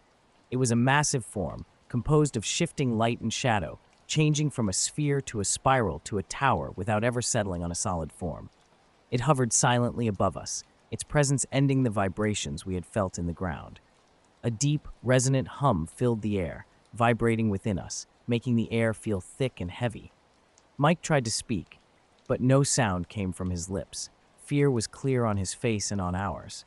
Without warning, we were encased in a shimmering bubble, like heat rising off pavement, that distorted everything it enclosed. Our campsite and parts of the forest beyond were wrapped in this dome, where the trees looked warped and the ground seemed to tilt. Time itself felt altered within this bubble. Our campfire was frozen in time, yet its light remained steady. The hum intensified, and we began to see brief flashes of light, like sparks that vanished as quickly as they appeared. The floating shape in the sky remained distant yet imposing, constantly shifting. Then it sent down beams of light. These beams weren't harsh like searchlights. They were soft and misty, moving deliberately over the ground. One swept over us, and for a moment I felt weightless, though my feet never left the ground. As the light moved away, the deep hum receded, and the shimmering dome around us began to collapse. It shrank toward the shape above, and as it did, our frozen campfire flickered back to life, and the distorted world outside snapped back into its proper form. We could hear the wind again, and the chill in the air felt real and natural. As the dome disappeared completely, the shape in the sky pulsed once, as if inhaling. Then it retreated back through the rip in the sky, which sealed up seamlessly end it. The stars reappeared as if they had never left, and the night returned to normal. I've been putting off telling this story, unsure of how to start, but I can't avoid it any longer. It's still as vivid as if it happened yesterday, even though it's been a while. I've spent most of my life as a pilot, not with the military or airlines, just flying planes. After years in the cockpit, I decided to retire. For my last flight, I wanted something simple, just me and the sky. I chose a quiet route and took off in the early morning. The sun cast a soft golden light, and the familiar hum of the plane made me feel at home. It was peaceful, just me and the clouds, the world seeming so small below. But then something changed. I suddenly felt like I wasn't alone. At first, I thought it was my imagination, but then I spotted something in the distance. It was just a dot, moving oddly, too large for any normal aircraft, and behaving in ways I'd never seen. As it got closer, my unease grew. Despite all my years of flying, navigating storms, and handling emergencies, this felt different. I should have turned back, but I couldn't look away. Later, sitting around a campfire, none of us spoke for the longest time, struggling to process what we'd seen. When we did talk, we couldn't agree. Jenna believed it was advanced technology. Mike thought it was a natural phenomenon we didn't understand. Ethan wouldn't even discuss it. We left at first light, none of us wanting to stay another night. Even now, I don't know what it was, and I doubt I ever will. But sometimes when I look at the night sky, I wonder if it's still out there, waiting, watching, ready to return. It slowly approached, closer and closer, and I couldn't move. What I saw was unlike anything familiar to me. The object was sleek, almost glass-like, shimmering and glowing as it caught the light. I looked for signs of construction like seams or rivets, but there were none. It was utterly seamless, with no engine noise, just a soft hum in the air around me. The craft didn't seem to want attention, yet it was impossible to ignore. I tried moving closer, but it was too high up, and I couldn't adjust my altitude quickly enough. All I could do was float there, watching, trying to make sense of it. It didn't move like any plane or helicopter. It just hovered, motionless in the sky. Time seemed to stop as I stared, perhaps for hours. Then I felt it, a presence, not a sound, but something more profound. I sensed the craft was trying to communicate with me, possibly through vibrations in the air or something unspoken in my mind. Suddenly, the craft shifted. I braced for impact, thinking it would crash into me, but instead, the air around me rippled, and the craft was suddenly right beside me, only a few hundred feet away from my plane. I should have been panicked, should have done something, but I didn't. A strange calm took over, an inner voice assuring me this was not a threat, but something significant. As I continued to gaze at it, the craft began communicating, not with words, but with images flashing before my eyes like a slideshow. At first, the images were confusing, alien landscapes, strange cities, and unfamiliar faces. But as the images continued, I began to grasp the emotions attached to them: fear, urgency. Then the images stopped, and I was overwhelmed with a sense of warning. A voice filled my head, clear, yet not spoken directly, telling me, "You must share this." It wasn't in words, but the message was unmistakable. My heart raced, my mind spun with the urgency of the message. Then, as quickly as it had come, the feeling vanished. The craft drifted silently away into the distance. Left alone, my mind overwhelmed with what I had seen and felt, I understood what the craft wanted, what it had shown me. I don't usually remember my dreams, but this one stuck with me. I wigged as alone in a dark concert hall, just me and my violin. At first, I wasn't holding it, but then it was there under my chin, bow in hand. The music started by itself, strange high notes speeding along, trying to tell me something I couldn't understand. My fingers moved on their own, but the notes were too complex, too fast. I woke up sweating, heart pounding. At first, I thought it was just stress from nonstop practice for an upcoming performance. But then, the same dream repeated the next night. This time, I tried harder to remember the melody, but it was futile. The violin seemed to be mocking me. When I woke, I grabbed a notebook and jotted down what I remembered, but the music was a mess of sharp jumps and odd rhythms. The next morning, I tried playing it, but the tempo and intervals were all wrong. I felt defeated. How could I, a professional violinist, not play a piece from my own dream? The dreams persisted every night for a week. Each time, the music grew louder, more insistent, with harmonies and layers that didn't make sense yet somehow fit together. It was overwhelming, and I'd wake up exhausted. Then there was the incident with the craft. It didn't return, it just vanished into the sky as if it had never been there. I kept flying, my mind racing, trying to comprehend what had just occurred. I didn't know how long I flew before I eventually returned to the base. Landing the plane felt odd, the ground was too solid after what I had seen. For days, I was haunted by a warning about the future, a message that played over in my mind telling me I must share this. But I hesitated. What if I was wrong? What if it was dangerous to speak up? Or worse, what if no one believed me? I kept quiet, unable to even start explaining it. Every time I looked up at the sky, I wondered if they were watching, waiting to see what I'd do next. I'm still not sure if I should share what I saw, but I can't forget the warning. One night, my head was pounding as if I'd been at a rock concert, but all I had done was try to stay awake. I filled the night with coffee and practicing scales, anything to keep from sleeping. But by 3 a.m., my resistance wore down, and I slipped into sleep. Suddenly, I was back in that familiar, eerie hall.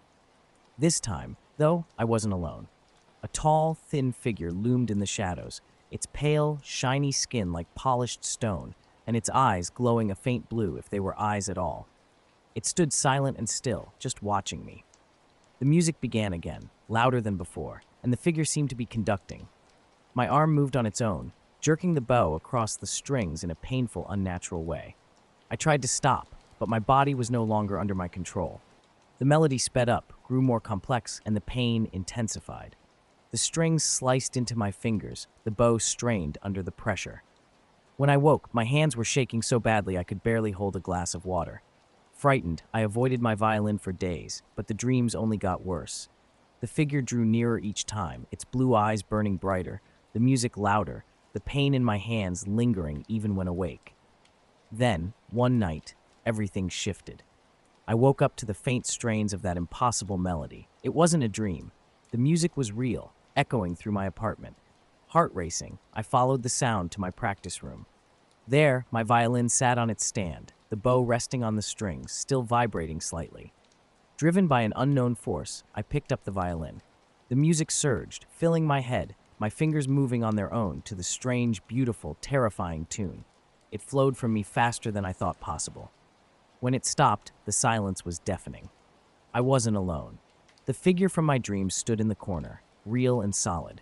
Frozen in place, I felt its presence invade my mind, communicating without words. The melody was a message, an attempt to share something profound, perhaps their culture, their history, their very existence.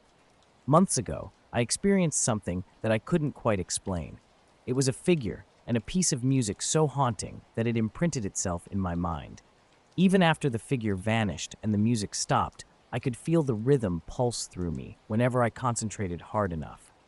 I haven't had the dream since, but the melody lingers on. I've been trying to write it down, piecing it together little by little. It's tough to play it completely, but I'm getting there. Sometimes, especially late at night, I sense a presence, catching fleeting glimpses or hearing faint echoes of the melody. It's eerie, but I'm no longer scared. The presence, whatever it is, doesn't seem to mean any harm. It feels like they just wanted to be heard.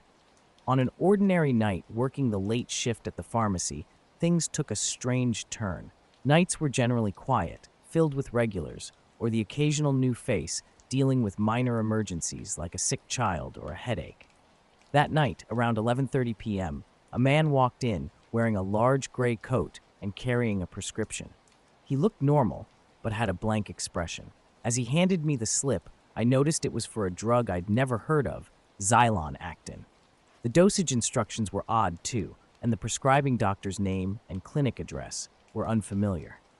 Feeling uneasy, I told him we might not carry it, but he just nodded and asked if I could order it. After checking our database and finding no record of the drug, I informed him, and without a word, he left. It felt like a prank or a misunderstanding, something not worth fretting over. However, the next night, a woman with the same blank expression came in, moving slowly and deliberately. She handed me a prescription for the same mysterious drug, Xylon Actin. The doctor's name and dosage instructions matched the man's from the previous night. Curious, I asked if she knew the man. Her presence and the repeat of the scenario twisted my stomach with a mix of intrigue and apprehension. She shook her head as she responded, her reaction slightly off as if she had rehearsed her words. "I don't know him." She listened as I explained what I had told the previous man. We didn't have it, and I couldn't order it. Without a hint of disappointment, she simply nodded and left. Over the following week, the same scenario played out 3 more times with different people, all asking for the same prescription. Each person shared an odd pallor and stiff movements, as if they weren't quite accustomed to their bodies. One even wore sunglasses at night, explaining in a flat, lifeless voice that light hurt his eyes. My sense of unease grew with each encounter. I reached out to the clinic listed on the prescriptions, but the phone number was dead, and the address was non-existent on any map. It felt as if these people were appearing from thin air. One night, driven by a mix of fear and curiosity, I confronted a young woman in her early 20s who came in for the same prescription. Directly, I asked her what the medication was for. After a long pause, she replied, "To prevent adaptation failure." When pressed for further details, she turned to leave. In a moment of panic, I tried to detain her, stepping around the counter and calling out to her.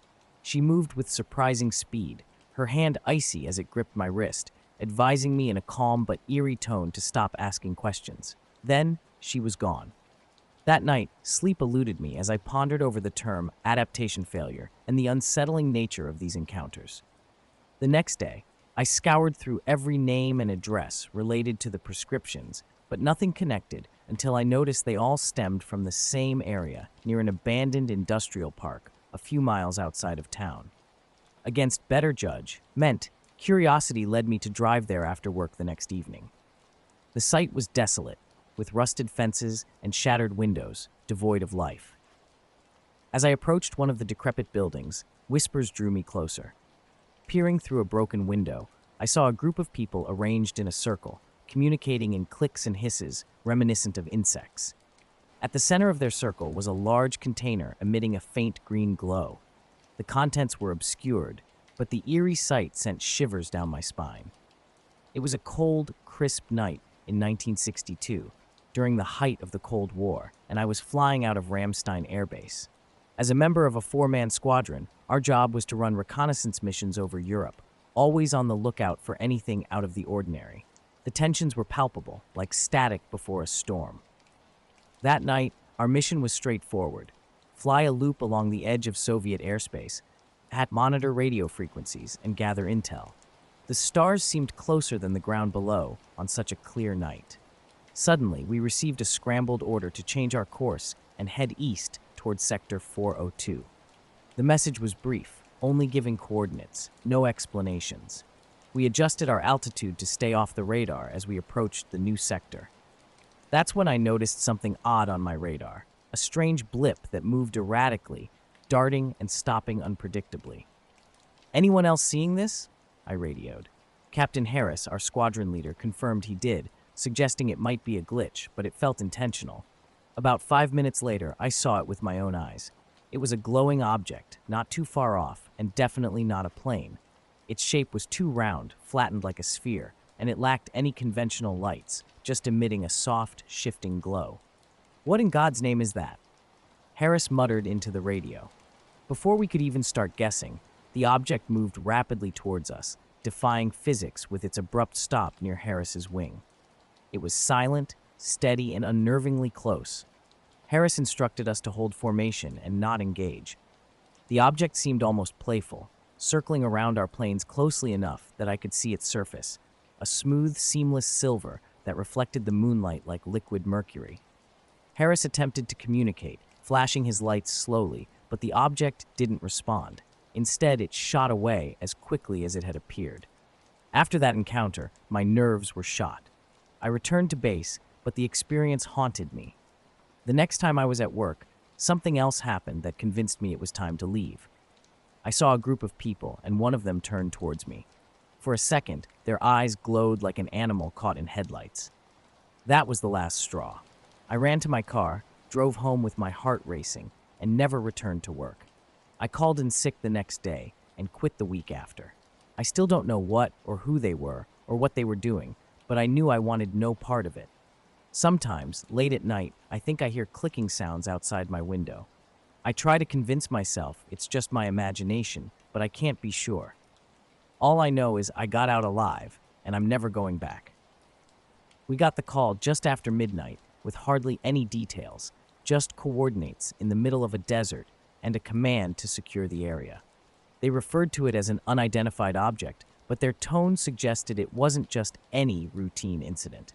Being part of a 5-man squadron, we knew to read between the lines. The urgency and need for secrecy from our higher-ups confirmed our suspicions. As we drove out, the desert around us was eerily quiet, only the hum of our convoy's engines breaking the silence.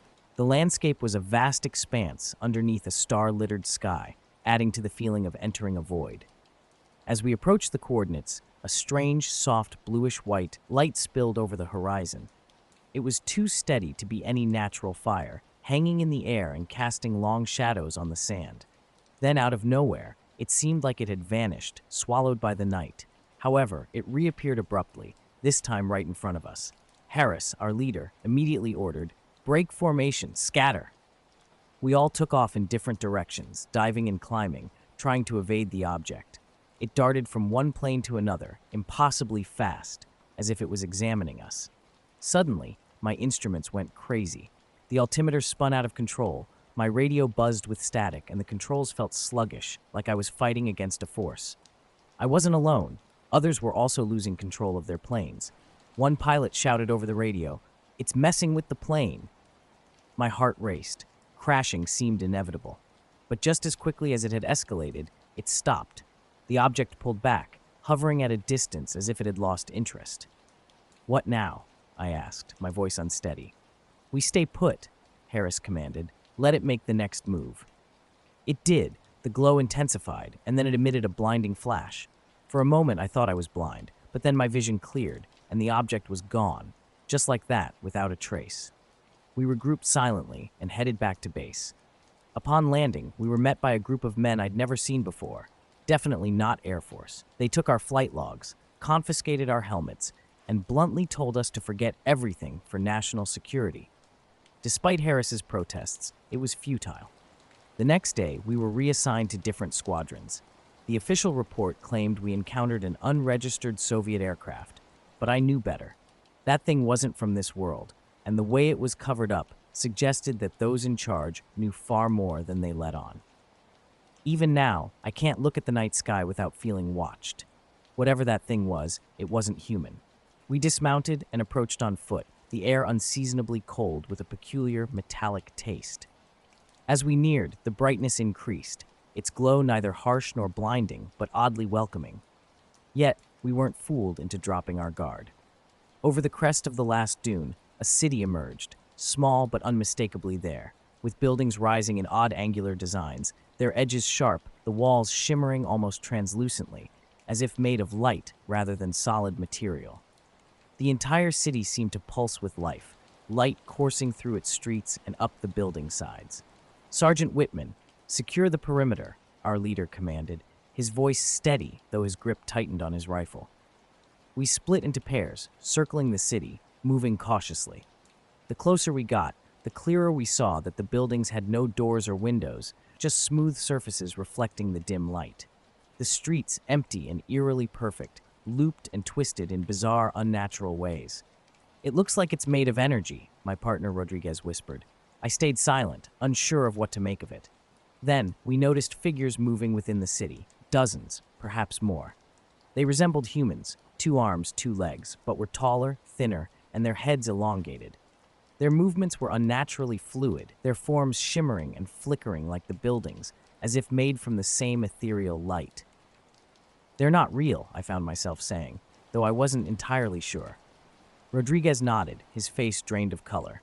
We regrouped at the city's edge, holding position as Whitman radioed for instructions, only to find our communications dead, the radios silent as if the whole area was a dead zone.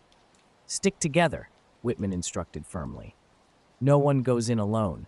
His warning was needless. The strangeness of this place had us all eager to stay close. Cautiously, we entered the city as a unit. Inside, the air grew heavier, pressing against my skin like an invisible force. The only sound was a faint hum, a low vibration emanating from the buildings themselves. The figures continued their purposeful movements, walking in straight lines or gathering in open spaces, completely oblivious to our presence. As we walked past one wall, an image flickered to life, a 3-dimensional projection like a hologram. It depicted a vivid scene from Earth, a dense jungle with unrecognizable animals moving naturally.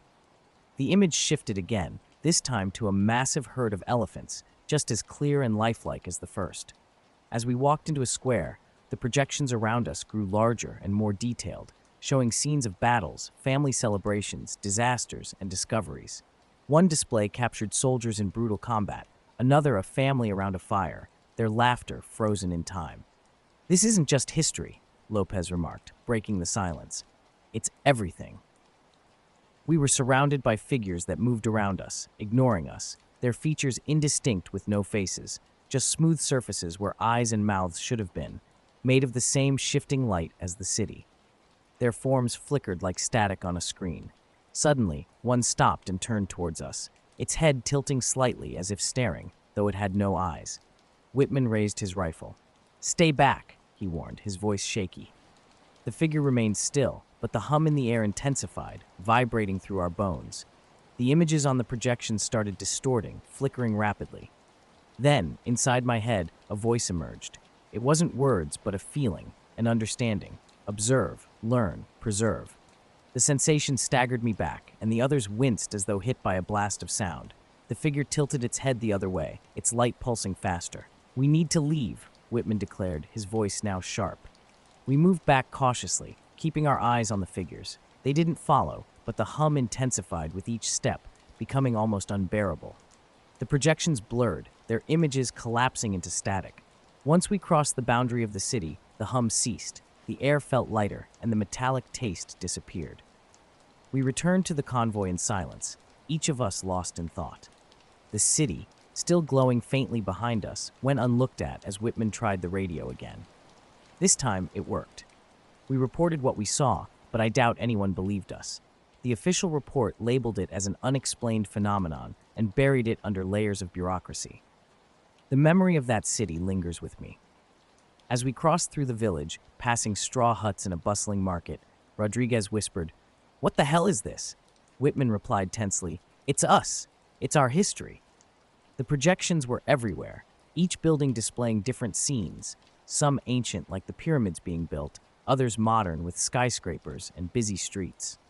It wasn't just events. The city seemed to document everything: plants, animals, people, even weather patterns, like a library of life, not of books. We weren't supposed to have a big adventure, just a small group of us longtime cavers exploring a barely mapped system deep in the mountains, far from any towns. It felt like stepping into a world that hadn't been touched. Our local guide mentioned that the caves stretched for miles, with some narrow passages and some opening into vast chambers, which was just what we were looking for. The first day we made our way in, descending through a large entrance that sloped down, the air cool and damp, carrying the scent of wet stone. It was typical of a cave, stalactites dripping water, the odd bat flitting about. We marked our path, took notes, and set up camp a few hours inside in a dry chamber. On the second day, things got interesting. The cave branched off into several Dairan sessions, so we split up to cover more ground. I teamed up with Eric, a geologist who'd been on countless trips like this. He was meticulous, always stopping to collect samples and take measurements, while I focused on the mapping.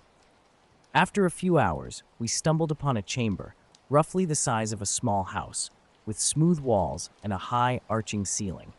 Eric immediately noticed something odd. The walls had spiral grooves running from floor to ceiling, evenly spaced. They seemed melted into the walls, not carved with any tool we could recognize.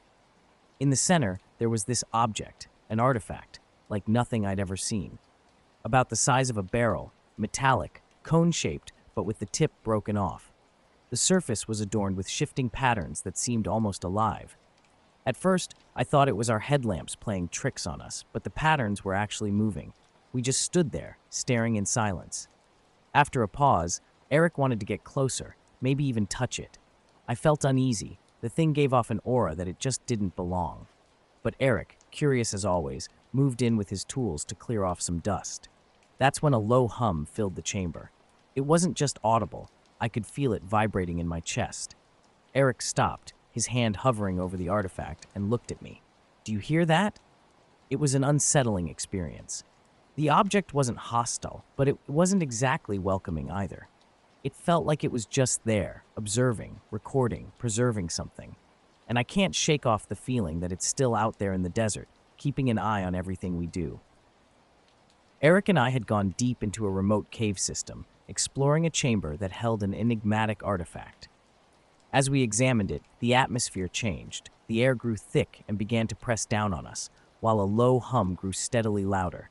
Suddenly, the hum escalated into a deep, resonant sound that shook the chamber walls, and patterns on the artifact's surface began to pulse with sharp, bright light. Overwhelmed by the intensity, Eric dropped his tools, and we both rushed to the chamber's edge. The sound and light intensified, becoming almost unbearable. It felt like energy was coursing through my bones, making it hard to focus. The chamber walls seemed to concentrate this energy, focusing it right above the artifact. Then, in a sudden burst, everything went silent. The stillness was eerie, and just when I thought it was over, a distant rumble sounded from above. The ground shook, dislodging rock and dust from the ceiling. Eric grabbed my arm, shouting something lost in the noise, and we ran. We barely made it back to the main passage as the tremors died down. Somehow we navigated the tunnels back to where we had left our team. They, too, had heard the strange sounds from across the cave system and looked just as shaken. We all agreed the artifact was too dangerous to linger around and decided to leave. The hike back to the surface was tense. Every little sound and shadow sent my heart racing. Relief washed over me as we stepped into daylight, but it was short-lived. Above us, something strange caught our eye in the sky. It looked like a faint ripple, moving purposefully, reacting to something unseen. Then, just as quickly as it appeared, it burst into light and vanished. The walk back to town was quiet. Eric and I tried to discuss what we had witnessed, but the others were not ready to talk about it. By the time we reached civilization, the whole experience felt surreal, like stepping into a different world. What had happened in that cave with the artifact and the strange light in the sky, seemed distant and elusive. Sometimes, late at night, I think back to that sound, that call from the artifact, and I can't help but wonder if something out there heard it. Before this incident, I had been studying rock formations in key area for my geology research. It was a desolate place, perfect for uninterrupted work, but what I encountered was beyond anything I could have anticipated. In the heart of the desert, surrounded by sandstone formations and some basalt columns, my campsite sat near a dried riverbed. The location wasn't visually stunning, but it had its fair share of geological oddities, including unusual mineral compositions and erosion patterns that seemed out of sync with the area's natural history. These anomalies had brought me here, eager to uncover their secrets. By day, I ventured out to explore, armed with my tools to take samples and jot down observations. By night, under the quiet desert sky with only the wind and occasional wildlife sounds for company, I'd review my findings by the campfire. This routine had a peaceful yet isolating rhythm to it. On the 13th day, my routine took an unexpected turn. I stumbled upon a cluster of rocks unlike any I had seen before in this area. They were oddly smooth and polished, darker, and had a subtle metallic sheen. Their perfect symmetry made them stand out starkly against the rough natural stones around them. Initially, I thought wind erosion might have sculpted them, but their refined appearance suggested otherwise. I spent the afternoon closely examining these peculiar rocks, sketching and chipping off pieces for later analysis. Something about them felt unnatural, though I couldn't exactly pinpoint what it was. That evening, as I sat by the fire going over my notes, a sense of unease washed over me. The desert's usual sounds were subdued, and the air felt thick, an odd sensation that I chalked up to the isolation and fatigue from weeks of solitude. The next morning, I returned to the site and was met with a bewildering sight. The rocks had moved. It seemed impossible. Rocks don't just walk away. One large column-like rock had tilted, and a smaller one had relocated several feet away without any signs of a landslide or ground disturbance. Doubting my own memory, I compared my previous day's sketches with the current positions of the rocks. They definitely had shifted. Determined to get to the bottom of this mystery, I set up a trail camera on a tripod, targeting the rock cluster to snap photos every 10 minutes. With the camera in place, I headed back to camp, the unsettling feeling lingering. That night, sleep eluded me as faint noises punctuated the desert silence, heightening the strange atmosphere that had taken hold since discovering the moving rocks. It all started during a weekend trip to the lake with a few friends. We'd planned to spend a couple of days at the park, looking to unwind and escape the daily grind. That night, as I lay in my tent, I kept hearing sounds like soft scraping or shifting outside, but when I checked, I saw nothing. The wind was howling through the canyons and it had gotten significantly colder. Clutching my flashlight, I stayed up into the early hours, listening intently to the nighttime noises. When I reviewed the camera footage the next morning, my heart nearly stopped. The photos captured the rocks moving. Initially, they were spaced apart, but progressively, they moved closer, eventually arranging themselves into a perfect circle. It seemed impossible. Rocks don't just move or form patterns on their own. Despite every instinct screaming at me to leave, I felt compelled to revisit the site. As I approached, a strange vibration filled the air, a barely audible hum, and the ground felt unnaturally warm under my feet. Reaching the rocks, I froze. The tallest rock seemed to be observing me. Near its top was a faint, glowing slit that looked unmistakably like an eye, unblinking and alien. The hum intensified, resonating within my chest, and I realized it wasn't emanating from the ground, but from the rocks themselves. Without knowing when, I dropped off my tools and started backing away as the rocks continued their slow, deliberate movement. The hum morphed into clicks and tones, forming a rhythmic, purposeful language I couldn't decipher. I don't know how long I stood there, frozen. The rocks didn't advance, but they didn't retreat either. They simply observed. Feeling insignificant, like an insect under a magnifying glass, I eventually turned and ran. I didn't stop until I reached my campsite, where I hastily packed up and sped away down the dirt road. It wasn't until I was miles away that I stopped to catch my breath. I've told no one about what happened, not even my friends or colleagues. I tried convincing myself it was a hallucination, a trick of the light, anything to make it feel less real. But deep down, I knew the truth. Those weren't just rocks. They were something else, something alive and watching. I haven't returned to that site and don't plan to. Yet, sometimes late at night, I still hear that distant hum, a haunting memory I can't quite shake off. I hadn't visited that lake in a while, although it was a favorite spot of mine. The water was clear, the air fresh, and there was a peacefulness that made you forget everything else. However, during one weekend, something unusual happened. It was a Saturday afternoon. We were by the shore, soaking up the sun and chatting when I noticed a soft, strange glow in the lake. At first, it seemed like sunlight reflecting off the water in a way I hadn't seen before. But looking closer, it was clear this wasn't natural. The water glowed an eerie pale blue. It wasn't very bright, but it was noticeable enough to catch our attention. Jenna, one of my friends, stood up and pointed at it, asking if this was normal. None of us had seen anything like it. We assumed it was some kind of optical illusion, maybe algae or minerals reacting weirdly with the sun. We knew this lake well and had never done anything like this, but we shrugged it off, not being lake experts, and decided to swim. The water wasn't cold, and the glow was oddly mesmerizing. It seemed harmless, so we didn't give it a second thought. As soon as I stepped into the water, something felt off. The air seemed thicker, as if it was pressing in slightly, yet I felt strangely calm. The water was warm, not from the sun, but as if the lake itself was radiating heat. It felt different.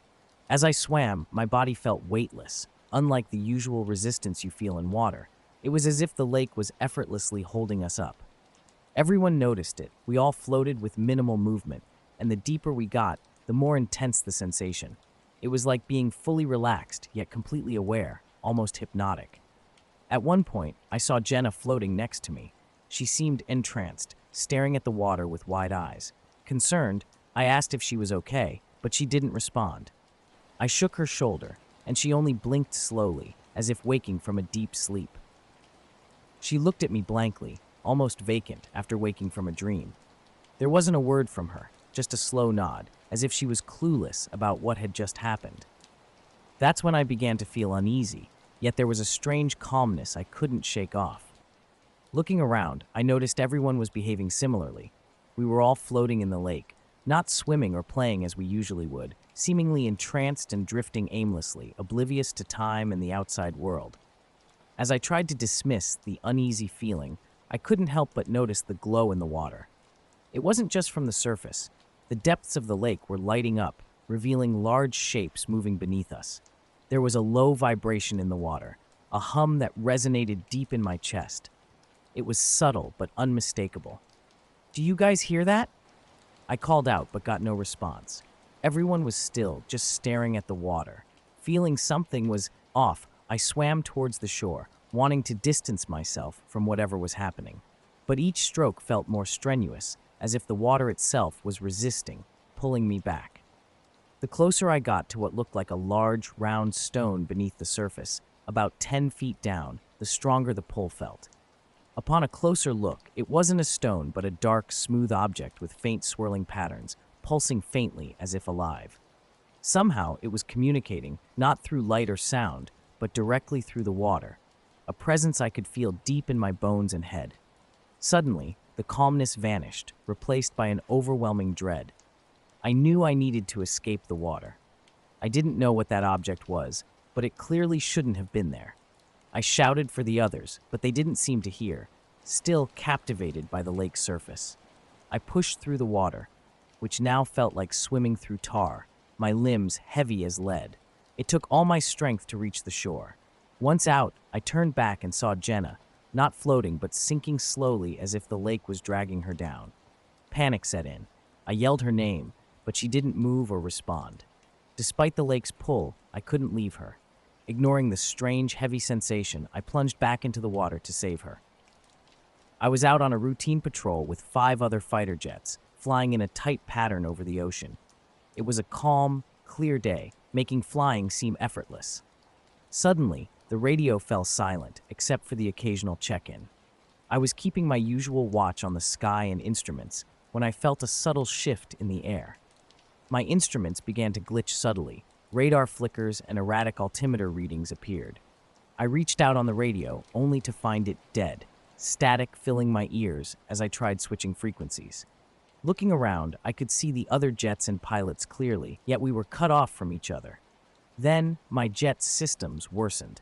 The head-up display in my helmet flickered off briefly, returning dimmer. My heart raced as I ran through emergency procedures, though the jet's engine and maneuverability were unaffected. It wasn't just my jet. The others were also experiencing malfunctions, breaking formation as each pilot dealt with their issues individually. Then I spotted something peculiar in the distance. A bright, precise light unlike any aircraft or drone, resembling a distant star.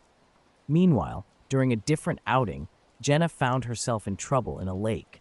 The water seemed to pull her deeper as if she were caught in quicksand. I tried to pull her out but needed help. I called for Mike and Ethan, who were nearby but seemed distracted. They rushed over, and together, we managed to pull Jenna to safety. Once on the shore, the mysterious pull ceased, the lake's glow dimmed, and the humming noise that accompanied the ordeal faded. The lake returned to its peaceful state, but the event was undeniable.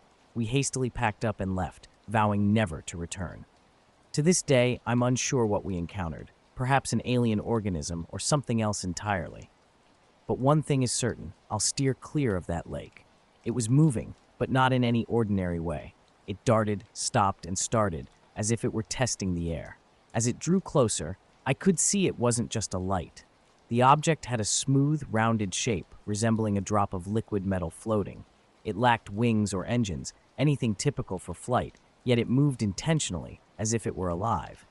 Soon, it hovered close enough for me to see my reflection on its surface, which was distorted and rippling like water. Suddenly, my jet's controls locked up. I tried everything, the throttle, the stick, but nothing worked. The other jets were stuck too, all of us helplessly drifting like leaves on a still pond. The object began moving between us slowly and deliberately, examining each plane. My breath caught in my throat. I knew instinctively it wasn't from this world. One of the jets attempted to fire a missile. There was a flash, but the missile froze midair, then dissolved into nothing, particle by particle, until only a faint wisp of smoke remained. The object then emitted a beam of light, not as a weapon, but more like a signal. It shot a pattern of light and color into the sky above, mesmerizing in its complexity. We were trained for combat and emergencies, but this was beyond anything we'd encountered. The object wasn't hostile. It could have destroyed us, but chose not to. It seemed to be waiting. I thought of the emergency flares, our simplest communication tool. It was a long shot, but all I had. After some struggle, I got the manual controls for the flare system to work and launched a flare into the sky. The object responded immediately. The colors of the light it emitted shifted to match the flares. It then positioned itself directly in front of my jet. The lights on its surface began to pulse in a deliberate pattern, not random, but seemingly intentional, like a language I couldn't hear but could see. I launched another flare, a different color this time.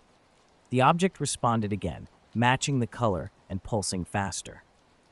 It was clear it was communicating. I didn't know what it was saying, but it was definitely listening. We continued like this, exchanging flares. I was deep in the forest on a photography trip, far from the hustle of city life, which I'm not fond of. It's always been a retreat for me, being surrounded by nature, and on this particular day, I was hoping to capture some wildlife with my camera gear. The area, a national forest about 2 hours away from the nearest town, was familiar to me. In my previous visits, I often encountered deer, birds, and occasionally a fox. It was early afternoon, and I had been quietly following a narrow trail, alert for any photo-worthy moments. The forest felt unusually silent that day. Normally, you'd hear birds singing or squirrels rustling through the leaves, but now there was just the sound of my footsteps and the occasional creaking of trees swaying in the wind. As I rounded a bend, I saw a herd of deer in a small clearing, just past some dense pines. Excited at first, I soon sensed something was off. The dozen deer were eerily still, not grazing or even twitching their ears, all facing the same direction, like statues. Hiding behind a bush, I zoomed in with my camera and saw their wide eyes, filled with fear or perhaps trance. They stared fixedly into the deeper forest, though I couldn't make out what captivated them. They remained motionless, seemingly unaffected even by the wind, their fur and tails undisturbed. Then there was the flare. Each pulse seemed to communicate with an unidentified object, which responded in kind, though it defied logical explanation. I felt a rhythm, an intent in its patterns. It wasn't merely light, it was alive, thinking. Suddenly, as quickly as it had appeared, the object ascended sharply into the sky, disappearing faster than anything I'd ever seen and leaving just a faint shimmer where it had been. Our jet controls returned to normal, and our radios crackled back to life. We sat in stunned silence, then returned to base where we filed reports and underwent debriefing. None of us could truly explain what had occurred, and I'm not sure any of us wanted to fully understand it. It was clear, whatever that entity was, it wasn't human. Yet it didn't pose a threat. It could have easily destroyed us, but chose not to. It was after something else, something beyond our comprehension. Every day I think about how it moved, communicated, and the sensation of it trying to convey a message. Whether it will return, I can't say.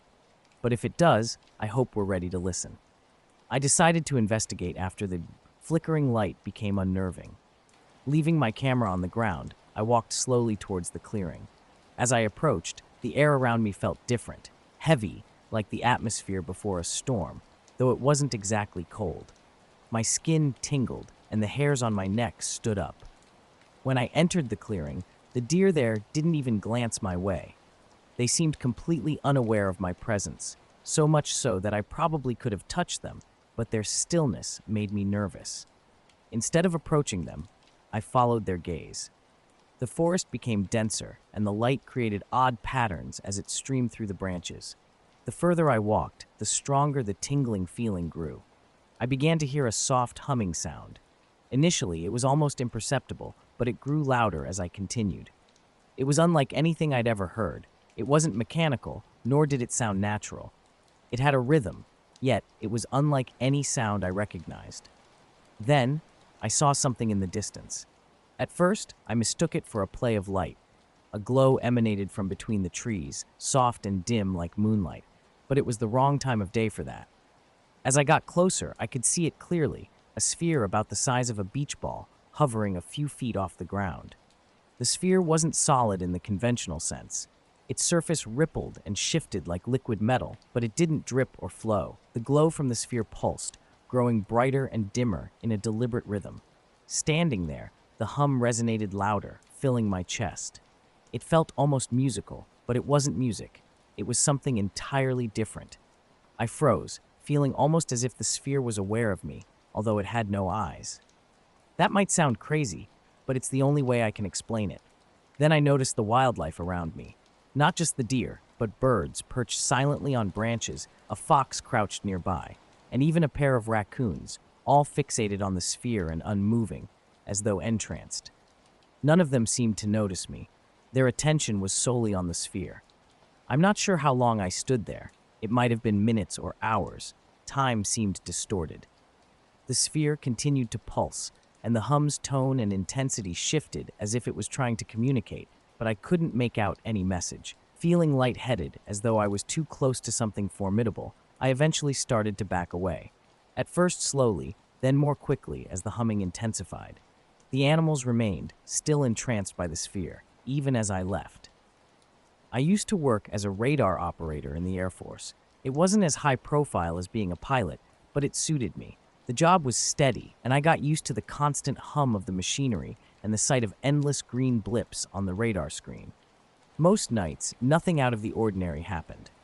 I'd just sit in my little room, sipping bad coffee and keeping an eye on the screen. But then, one night, something unusual appeared on my radar. It was 10:47 p.m., and what I first thought was a glitch turned out to be something inexplicable. This wasn't just a random blip or some static. It was a solid contact, moving at incredible speeds, unlike anything I knew could fly. The speed was baffling. I quickly called over Harris, a colleague with more experience, hoping he could make sense of it. But even he was stumped. He stared at the screen, his expression tight with concentration. "That's not right," he muttered. He pointed out how the object wasn't moving smoothly. It seemed to jump from one place to another, skipping chunks of space. "It's jumping," he said. This kind of movement wasn't characteristic of planes, drones, or missiles. None of them moved like that. We logged the incident and reported it, and soon our quiet room was buzzing with higher-ups, all with serious expressions, asking for details we struggled to provide. E-Object's behavior was erratic. One moment it moved so fast it should have disintegrated. The next, it hovered. Then it would vanish, only to reappear miles away. They scrambled a jet to intercept it. I watched the radar as the pilot approached the object. It continued its erratic behavior, but seemed almost to allow the jet to catch up, as if it wanted to be seen. However, just as the pilot got close enough for a visual, the object disappeared from my radar. It seemed to be gone, but then the pilot's voice came through the radio, shaky and tense. "It's here," he said. "It's right in front of me." His breathing was heavy, and the room went silent, hanging on his every word. It's like nothing I've ever seen. It's shimmering, like it's not solid." That forest visit happened much later, after I had left the Air Force. I had gone to a forest for some quiet time. As I was about to leave, I realized the entire atmosphere had shifted. The air felt lighter, yet a lingering unease stayed with me. I had spotted deer in a clearing, but when I returned to the spot, they were gone.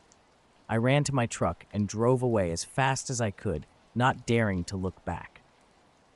I've never returned to that forest. I don't know exactly what I saw that day, and I'm not sure I want to. But sometimes, when I close my eyes at night, I can still hear a faint, distant hum, like a memory that refuses to fade. He yelled something I couldn't understand, and suddenly, his signal cut off. His jet soon reappeared on the radar, heading back to base. As soon as he landed, they rushed him out of the cockpit like he was ill. I never had the chance to speak with him after that. Minutes later, the object reappeared, this time directly above the base, motionless on the radar. The tension in the room was palpable, a tight, electric feeling hanging in the air. Someone suggested sending more jets, but the commander refused, his jaw set firm as he stared at the screen. "Let's see what it does," he decided. What happened next was horrifying. The object began to flicker in and out of visibility, each time appearing closer than before. It moved from a mile out to half a mile, and then directly over us. Suddenly, every screen went black. The lights stayed on, but our equipment was completely dead. I sat frozen, staring at my blank screen, my heart racing. Beside me, Harris kept muttering, "This isn't right, this isn't right." Then a strange sound filled the room. It wasn't loud, but it was disturbing, like the sound of metal bending and glass breaking, but deeper, slower, as if underwater. It seemed to come from everywhere and nowhere. After what felt like an eternity, but was likely only a minute or two, the power returned. The object had vanished without a trace, leaving nothing on the radar and no sign of it in the sky.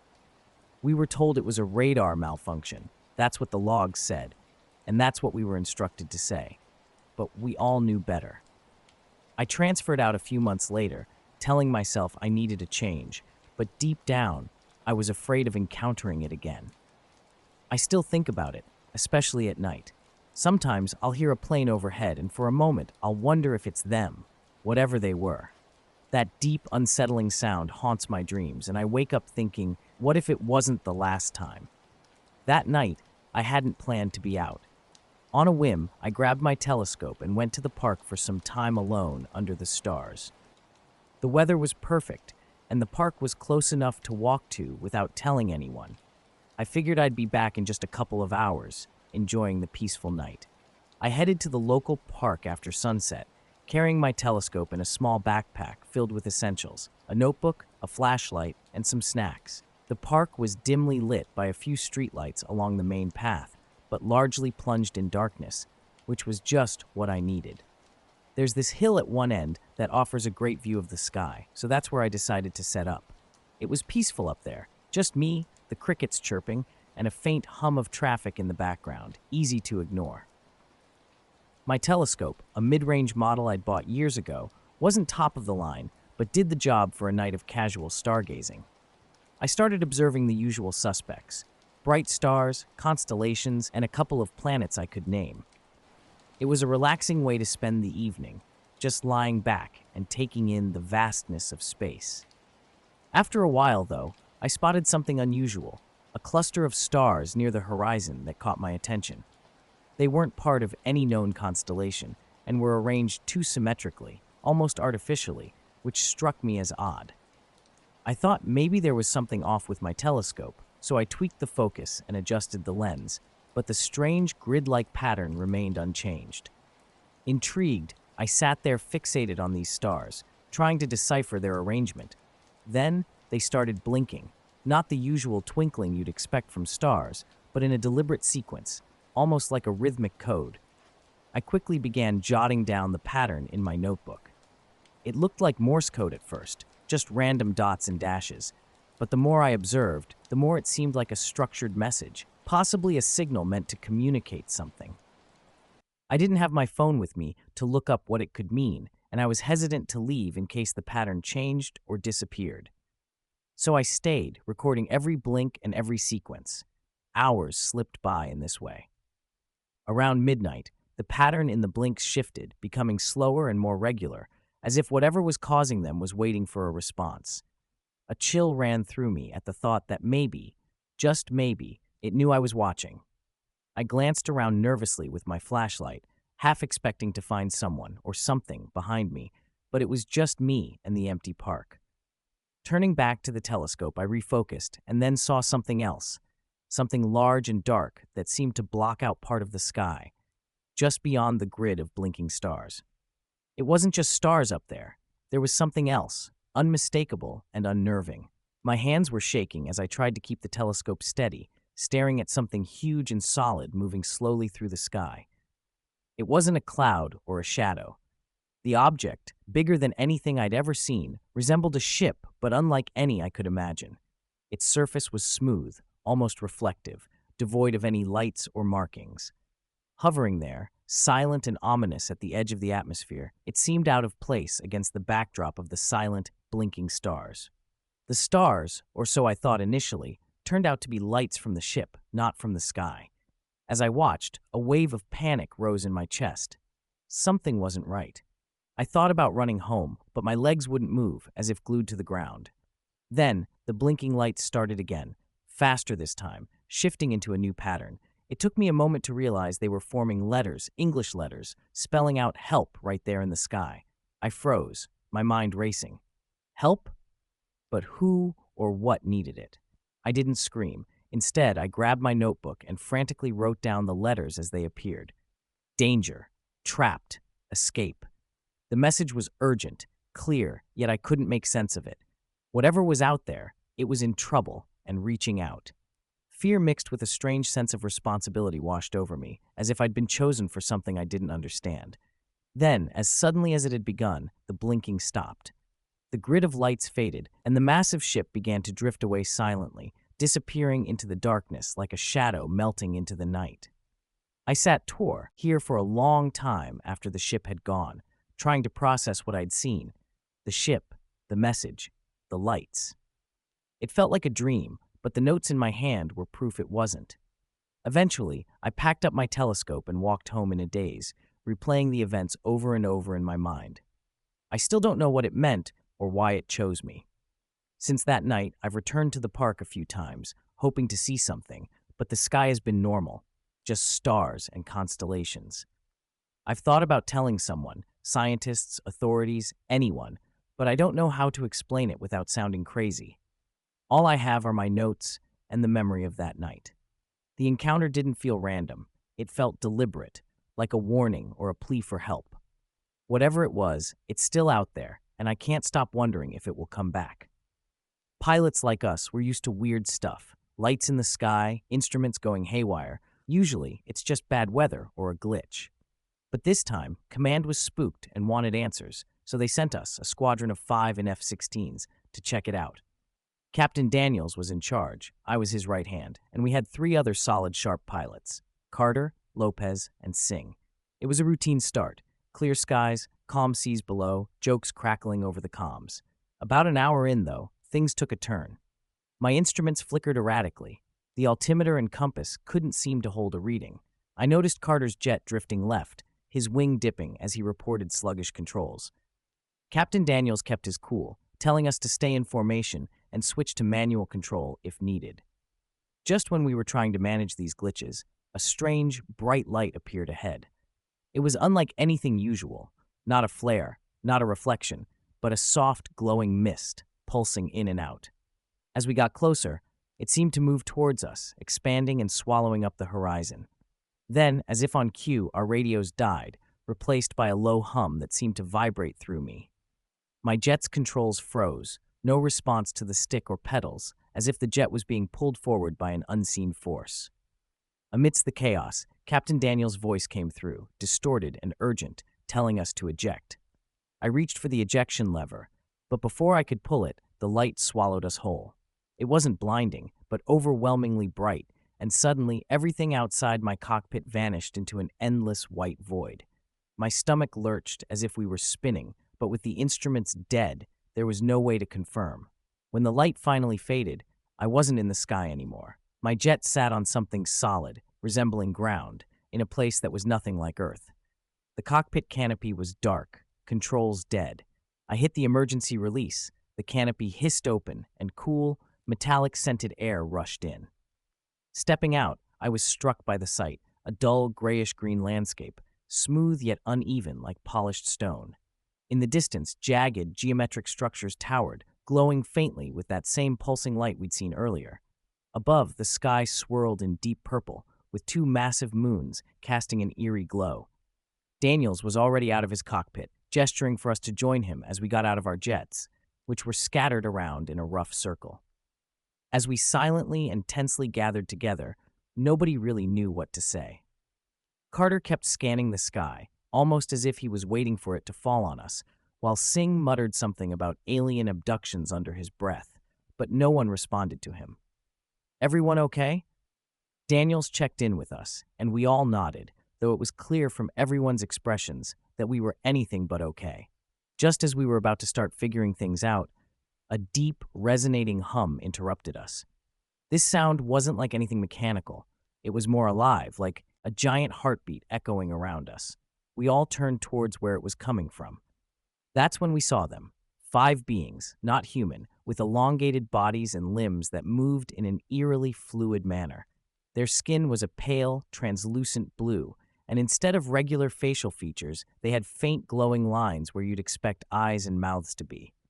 They moved smoothly, barely touching the ground, and we instinctively reached for our sidearms. Daniels quickly signaled us to hold fire. One of these beings moved closer, its glowing lines rearranging into what looked like symbols. Then, unexpectedly, I heard a voice in my head. It wasn't speaking English, or any language I knew, but somehow I understood. "Why do you come here?" it asked. Looking around, I could see from the others' faces that they heard it too. Daniel stepped forward, lowering his weapon. "We didn't mean to come here," he explained calmly. "We were pulled in by the light." The being tilted its head, seemingly weighing his words. "Your existence disrupts the balance. You are not prepared for this place," it responded. "We want to go back. We mean no harm," Daniel insisted. The beings communicated among themselves through their glowing lines, which now pulsed more rapidly. The humming sound intensified, making it hard to focus. Then the leading figure spoke again. "Return is possible, but not without cost. You must restore what you have taken." Frowning, Daniels asked, "What did we take?" Instead of answering directly, the being raised a hand, and the ground beneath us shifted. A pool of light emerged, swirling with colors so intense they hurt my eyes. Images flickered within, our jets, the energy they emitted, the disturbance they caused as they passed through the light. It dawned on me that our arrival here had disrupted some delicate balance. We weren't just intruders, we were a threat. Daniels turned to us, his expression grave. "We need to power down the jets," he instructed. "All systems completely off. They're feeding off our energy." We hurried back to our cockpits to shut down every system. Although the jets were already inactive, we double-checked to ensure nothing was drawing power. When we regrouped, the being's demeanor had changed. Their lines glowed more gently, and the atmosphere seemed calmer. It was a routine patrol flight. The sky was clear, the kind of crisp blue that makes flying feel effortless. I had done the pre-flight checks, fueled up, and taken off like I had hundreds of times before. The jet was responsive, every switch and lever behaving exactly how it should. It was quiet on the radio, and I was cruising at around 30,000 feet when the first strange thing happened. The cockpit lights flickered, a quick blip like a power surge, but it was enough to make me pause. I checked the gauges. Everything looked normal: fuel, hydraulic, altitude. Then it happened again, this time longer. The entire dashboard blinked out for a few seconds before coming back on. I radioed the base, asking if there were any known issues with the electrical systems. No response. I tried again, switching frequencies, but the line stayed dead. It was unnerving, but I told myself it could have been interference or equipment failure. The jet was experimental, after all. As I adjusted my course, something caught my eye in the distance. It looked like a reflection at first, a glint of light far ahead. I thought maybe it was another aircraft, but there weren't supposed to be any in my area. The object wasn't moving like a plane or a drone. It hovered completely still, even as I got closer. The flickering in the cockpit started again, worse this time. The jet's engine sputtered briefly, and I could feel the controls becoming sluggish. Panic crept in as I tried to stabilize, but the jet was losing power. I pushed the throttle, but nothing happened. That's when I saw it clearly. The object wasn't metallic like I'd expected. It had this dark, almost translucent surface that seemed to ripple like oil on water. It wasn't solid, but wasn't entirely fluid either. It hovered a few hundred meters ahead, completely silent. I couldn't take my eyes off it. The jet was slowing down, dropping altitude fast. I checked every system, but it was like the power was being sucked out of the aircraft. Even the emergency backup refused to kick in. I pulled the tide. Suddenly, the light returned, swallowing everything once more. When it faded, we were back in the sky, our jets functional again. The instruments showed we were right where we'd been before the anomaly, as if no time had passed at all. We returned to base in silence, each of us trying to process what had happened. The official report didn't mention aliens or other worlds. It called the incident a spatial anomaly and classified it as top secret. But I know what we saw, what we experienced. I still hear the hum sometimes late at night when everything is quiet. It's faint, but it's there, and I can't help but wonder if we truly left that place, or if some part of it stayed with us. The leader had said as the hum softened and faded slightly, "You may leave, but know this: your world is fragile. Its boundaries are not secure. Take care where you tread." Before we could respond, the light had enveloped us. It started as a routine trip, nothing special. I was working in a jet, gliding helplessly toward an object as my ejection lever failed to respond, trapping me inside. My hands gripped the now useless controls, and as I got closer to the object, the air felt heavy, changing the pressure around the cockpit. My ears popped, and a deep vibration resonated in my chest, clearly coming from the object, not the jet.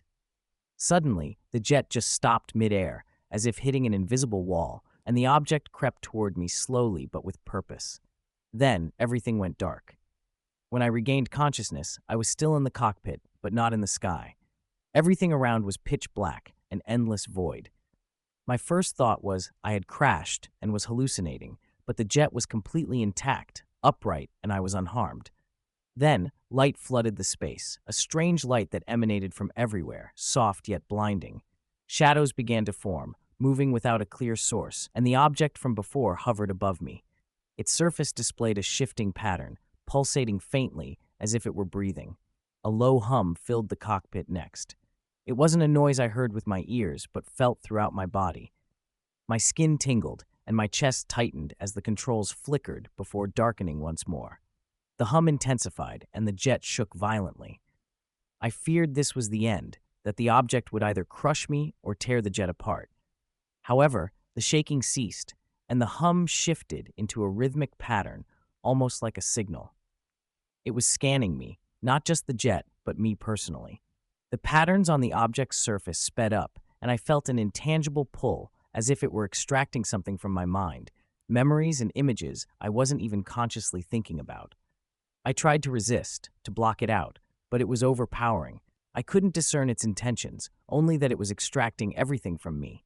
Suddenly, the cockpit blazed with light again, so intense I had to close my eyes. When I opened them, the void had disappeared. I was back in the sky, the jet's engine roaring as if nothing had happened. The gauges read normal, the controls responded, and the radio buzzed with life. I contacted the base, and they responded, questioning why I had deviated from the course and why I hadn't answered their calls. Lost for a plausible explanation they'd believe, I reported a systems failure and returned to base. Upon landing, the ground crew swarmed the jet, inspecting every inch for damage, but they found nothing, not even a scratch. Despite their findings, I knew what I had experienced, what I had felt. I've tried to convince myself it was just a malfunction, a hallucination, something explainable, but deep down, I know it wasn't. That thing, whatever it was, wasn't from here, and it's still out there, watching. In the depths of a remote forest reserve that seemed untouched by time, my work was simple yet fulfilling. I was there to catalog species, collect soil samples, and assess the health of the ecosystem. Though it lacked glamour, the solitude was what I loved most. This forest had a vibrancy that was rare in most places today. During my exploration, an enormous tree caught my eye. Its trunk was so wide you could park a small car inside it, and its thick, gnarled bark was blanketed in moss and fungi. The roots formed an expansive network, some buried under the soil, and others coiling above like muscular veins. I had encountered many old trees in my time, but this one was different. It seemed to watch over its surroundings with an almost tangible presence. As I set up my equipment near this giant, I noticed a faint vibration underfoot. Initially, I dismissed it as wind moving the branches or animals stirring underground. However, the air was still, and the vibrations were rhythmic, almost like a heartbeat. Intrigued, I pressed my palm against one of the roots, and the vibrations intensified, revealing a complex, overlapping pattern. It didn't feel like anything I could easily explain away with natural phenomena such as water currents or seismic movements. I spent hours investigating, using my phone to record the vibrations and even a basic seismometer. The readings were odd, not matching any geological patterns. It seemed as though the vibrations emanated from beneath the tree, deep below its roots. Curiosity got the better of me, and I began to dig with just a small trowel. The soil was dense, entangled with roots, which made the digging slow. As I dug deeper, the vibrations grew stronger, sending a tingling sensation through my fingers. About a foot down, my trowel struck something solid, but it wasn't a rock. It was smooth, cold, metallic, and unlike any metal I had seen. It had a subtle glow, even though there was no visible light source. I cleared more soil, revealing a large, curved metallic surface that extended deep into the earth. The object was much larger than I could uncover alone. As I sat back, the forest around me fell eerily silent. No wind, no birds, not even the sound of rustling leaves. It was as if the world had paused. The constant vibrations pulsed through the metal into my body, making it feel alive, almost aware of my presence. Despite my reservations, I couldn't resist touching it. The moment my palm made contact, everything went still. As I brushed against something with my mind, it wasn't quite a vibration, but more like being watched intently, without words or images. My heart raced as I instinctively pulled my hand back, yet that eerie sensation lingered. Despite my urge to flee, logic prevailed, and I decided to document the experience. Setting up my camera, I aimed it at the hole I had dug and began to describe aloud what I was encountering, microphone in hand. Suddenly, the vibrations intensified and quickened, coinciding with a humming from the ground. The tree itself seemed to react. Its roots creaked as if burdened by age, and one massive root slightly lifted, revealing more of the metallic object it concealed. This didn't seem random. The tree appeared to be cooperating with the object underneath. As I stood frozen, the metallic surface started to glow faintly, pulsing in sync with the vibrations. The sight was both mesmerizing and frightening, a spectacle that seemed beyond human understanding. The presence I felt, Lear now, seemed to be attempting communication. The vibrations morphed into patterns, resembling a structured code rather than any recognizable language. I frantically scribbled these sequences in my notebook, feeling a strange clarity as if my thoughts were being directed. The ideas and concepts conveyed were almost comprehensible, but remained just out of reach. Then, as suddenly as it began, everything stopped. The glow and vibrations ceased, and normalcy returned to the forest with the sound of chirping birds and rustling leaves. The tree was just a tree again, and the metallic surface, though still present, felt inactive, as if whatever had awakened was now dormant. I spent that night awake, poring over the patterns I had recorded, trying to decipher them. They resembled no known code or language, but seemed intentional, intelligent. Reflecting on the tree's movements and its apparent connection to the buried object, I realized it was part of something far greater. In the morning, I packed up and left without telling anyone about my discovery. I sensed that this entity, ancient perhaps beyond the forest or even humanity, was still observant and was not meant for us to disturb. Previously, I had been tracking a rare flock of migratory birds for over a week, a species that only passed through this region once a year. I had encountered them years ago, but never in such numbers. They had settled deep within the reserve, miles from any paths, requiring a 2-day hike with my gear and a small tent to reach them. The forest was just waking up, the morning air cool, the sky a pale gray. I had camped near a clearing where birds often gathered, their vibrant feathers catching the sunlight, shimmering. I was ready with my binoculars, scanning the treetops, waiting. These birds had a unique, sharp call, unlike any I had heard before. Each morning, they would burst into the air together, hundreds moving as one, a mesmerizing sight. That morning started no differently. Suddenly, as if a switch had been flipped, the birds took off, forming a massive twisting spiral above me. I was about to grab my camera when I noticed something odd. Instead of spreading out towards the river as usual, they climbed higher and higher, circling tighter. It seemed as though they were being pulled upwards by something. Curious, I looked closer, and then I saw it, an object hovering above the treetops, so still it almost blended into the clouds. It was small, about the size of a car, smooth and featureless, with a dull metallic gray color that shifted slightly under my gaze. There were no lights, no sound, nothing to indicate how it stayed aloft. It seemed as if it had always been part of the sky. The birds were drawn to it, one by one breaking from the spiral, flying straight toward the object. Through my binoculars, I watched them disappear into its surface without a trace. There was no impact, no reaction. It was as if they were being absorbed. The sight churned my stomach, but I couldn't look away. I tried to rationalize it, maybe as an atmospheric mirage or a strange cloud formation, but deep down, I knew it wasn't natural. There was something about the way the birds moved, the way the object seemed to pulse faintly, as if alive. I thought about running or grabbing my camera, but fear rooted me to the spot. I was afraid to move, to draw attention to myself.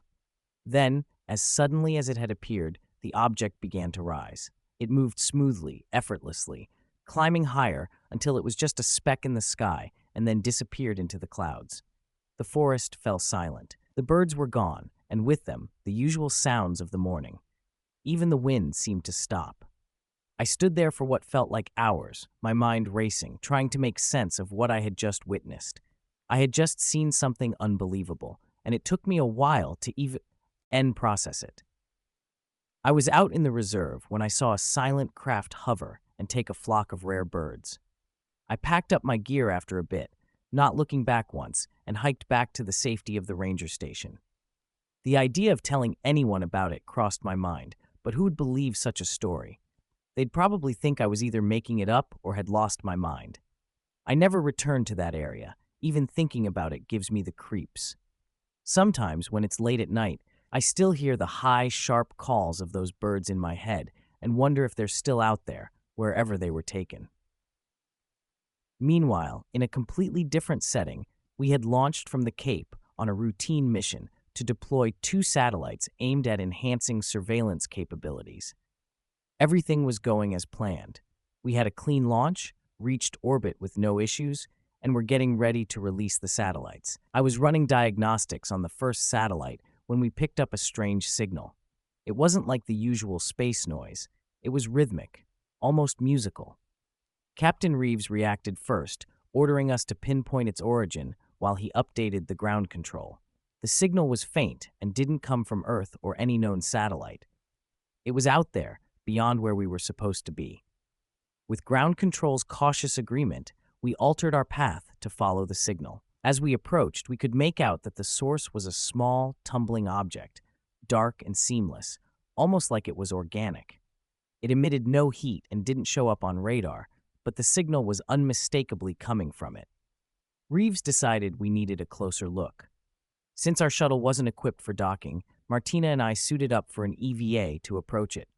Floating towards the object was an eerie experience. It looked more alien the closer we got. Martinez reached out and touched an odd-looking object, covered in intricate shifting patterns.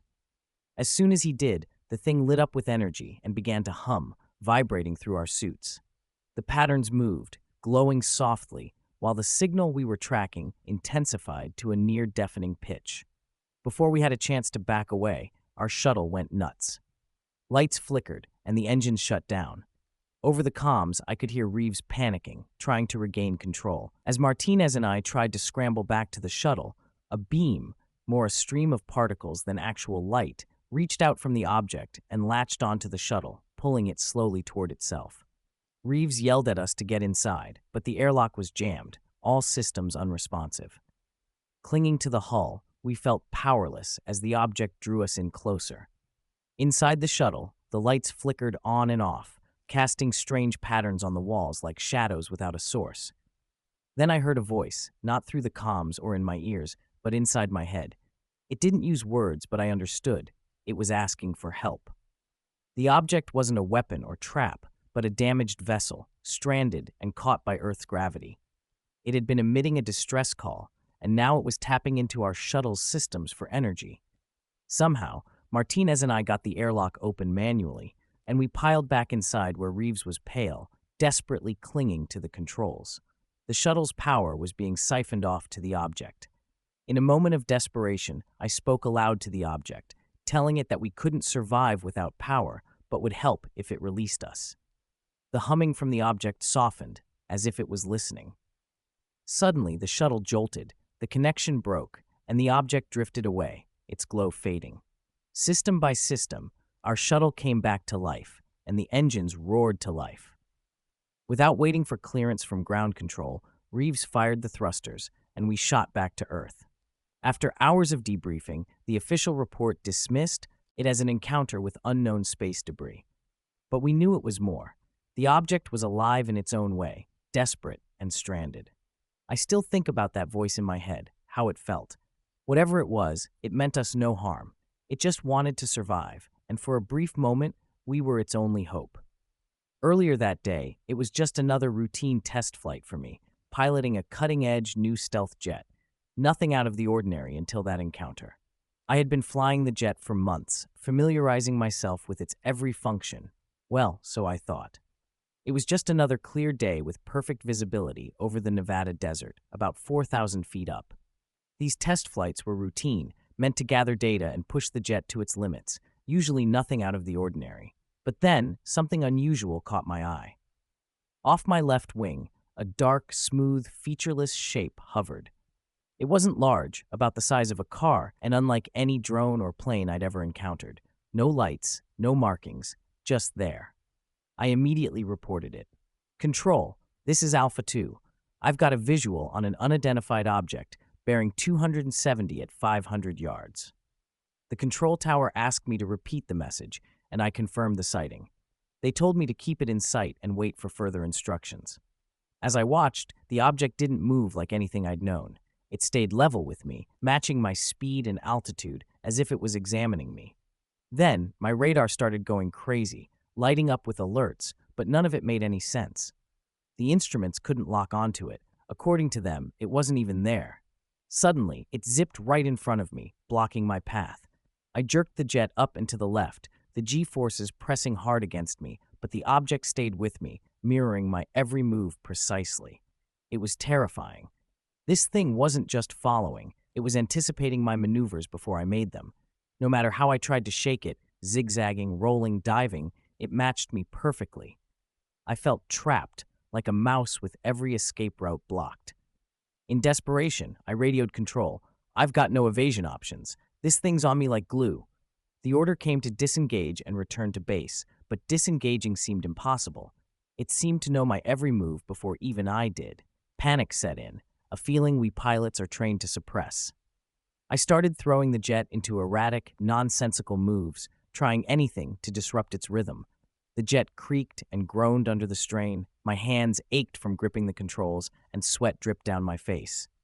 For a moment, I thought I'd lost it. The shadow vanished. Relief washed over me, but it was fleeting. Within seconds, it reappeared, continuing to haunt me until I finally made it back to base. It started during what was supposed to be an easy flight. I was alone, patrolling a mostly uninhabited stretch of coastline. You know, the kind of flight you could do blindfolded after a few years. The weather forecast had promised clear skies, but unexpectedly, a thick bank of clouds rolled in.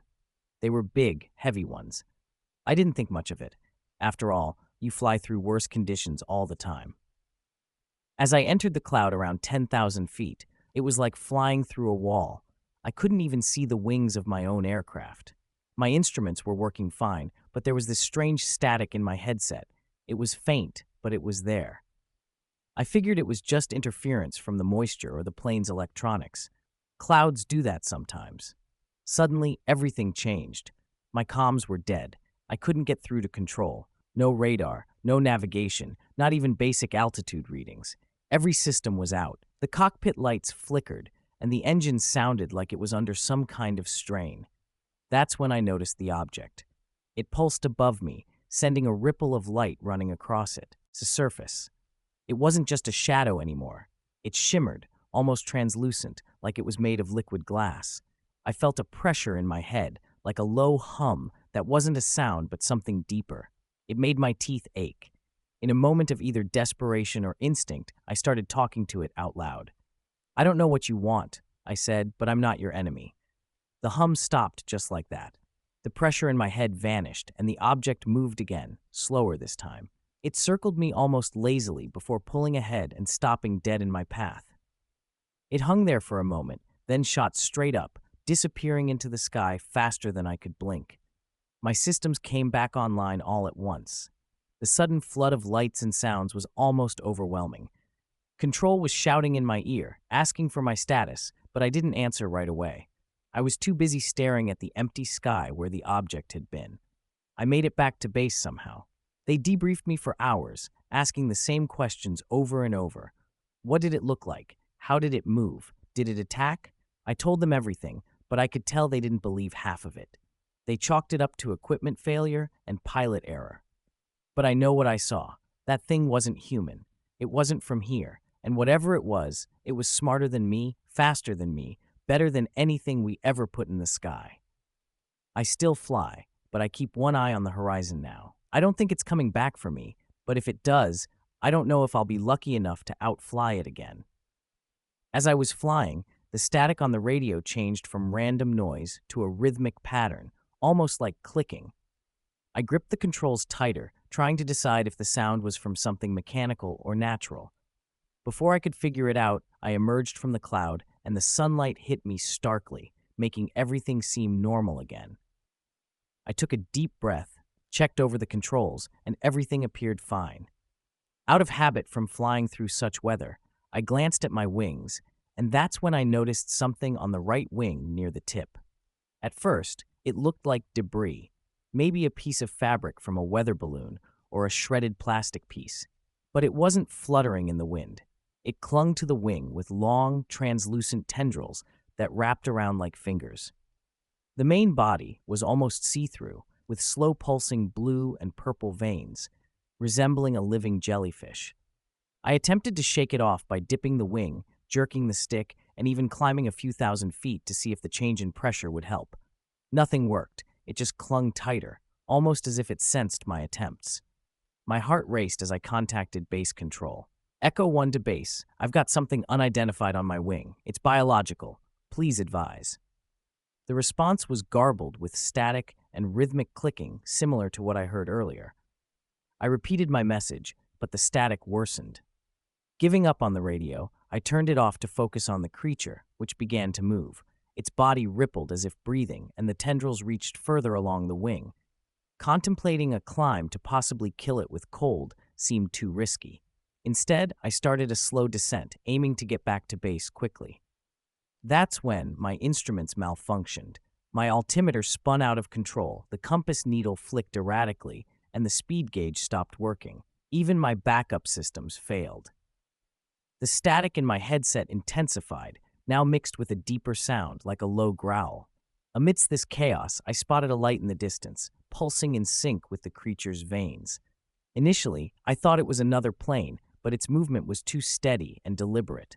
It was approaching me, and as it got closer, the thing on my wing pulsed faster and the tendrils glowed faintly, stretching out even more. We were on a routine flight, just another night hauling equipment to the base. It was a standard operation, nothing out of the ordinary with me as the pilot, Anders as the co-pilot, and Davis handling the load. The cargo hold was packed with crates, mostly spare parts, and some sealed containers. In military jobs like these, we typically didn't pry into the details. The flight had been smooth so far, a straight shot over the ocean.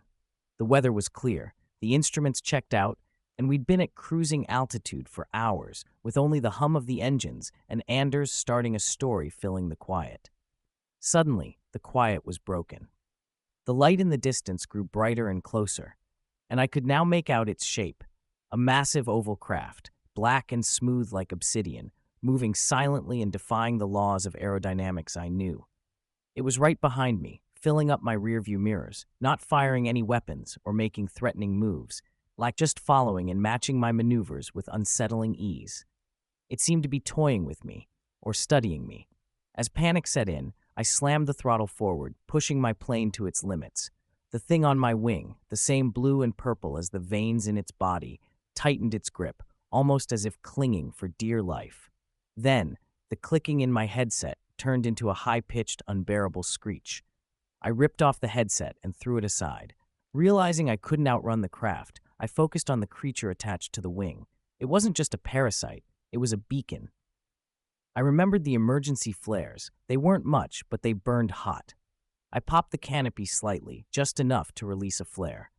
The wind tore at my face, deafening and freezing, but I managed to angle the flare launcher toward the wing. The flare shot out, a bright, angry streak of red, and hit right near the creature's body. The reaction was immediate. The jellyfish-like creature let out a flash of blinding light, its veins flaring white-hot, and released its grip on the wing. The tendrils retracted quickly, and it drifted off into the air, hovering for a moment before falling away. The pulsing stopped, and so did the clicking in my headset. My instruments snapped back to life, the dial stabilizing as if nothing had happened. The mysterious craft slowed, then stopped. It hovered for a moment, as if deciding what to do, then turned and disappeared into the horizon in a blink. I didn't stick around to see if it would return. I dove straight for the base, radioing in as soon as I was close enough for the signal to get through. I didn't bother trying to explain the whole story over the air. When I landed, the mechanics found scorch marks on the wing where the creature had been, but no other damage and no sign of the creature. I still don't know what it was or why it was there, but I know it wasn't random. It was waiting for something or someone, and whatever it was signaling to, it's still out there. Davis's voice crackled over the intercom from the back, breaking the monotony of our flight. "You guys hear that?" he asked. I didn't hear anything, so I asked him what he meant. "Thought I heard something moving back here," he replied, brushing it off as probably nothing, maybe just the pressure playing tricks. Anders, ever the practical one, suggested double-checking the cargo straps. "Last thing we need is a loose crate sliding around," he pointed out. We agreed it was a minor issue and went back to our tasks. However, barely minutes later, Davis was on the intercom again, his tone less easygoing this time. "I'm telling you, there's something moving back here. I'm checking it out," he announced. I exchanged a glance with Anders, who raised an eyebrow but kept silent. It wasn't uncommon for cargo to shift mid-flight, but Davis was usually calm and collected, not given to unnecessary alarms. Time passed, first 5, then 10 minutes, with no word from Davis. Concerned, I called out to him, "Davis, you good back there?" but got no response. Deciding to investigate, I set the plane on autopilot and told Anders to keep an eye on things in the cockpit while I headed to the cargo hold. The hold was dimly lit, the weak overhead lights casting a cold, pale glow. The air felt thick, heavy, as if it were pressing down around me. I moved cautiously between the crates, calling out for Davis, but got no reply. About halfway through, I spotted his flashlight on the floor, its beam pointing aimlessly. A chill ran through me as I picked it up. Just then I heard a faint, wet noise, like something sticky being peeled off. It was coming from behind one of the bolted-down containers. I shone the flashlight towards the sound, and for a moment thought I was seeing things. Something moved. Quick, fluid, like a shadow, yet solid. It vanished from the light before I could get a better look. Heart pounding, I edged closer and turned the corner. There, I found Davis. He was slumped against the container, his eyes open but unseeing, staring past me with a face frozen in terror. I dropped to my knees and shook him, but he was unresponsive, breathing shallowly, trapped in some internal horror. Then I heard that wet, peeling sound again, closer this time, almost behind me. I spun around, flashlight in hand, and there it was.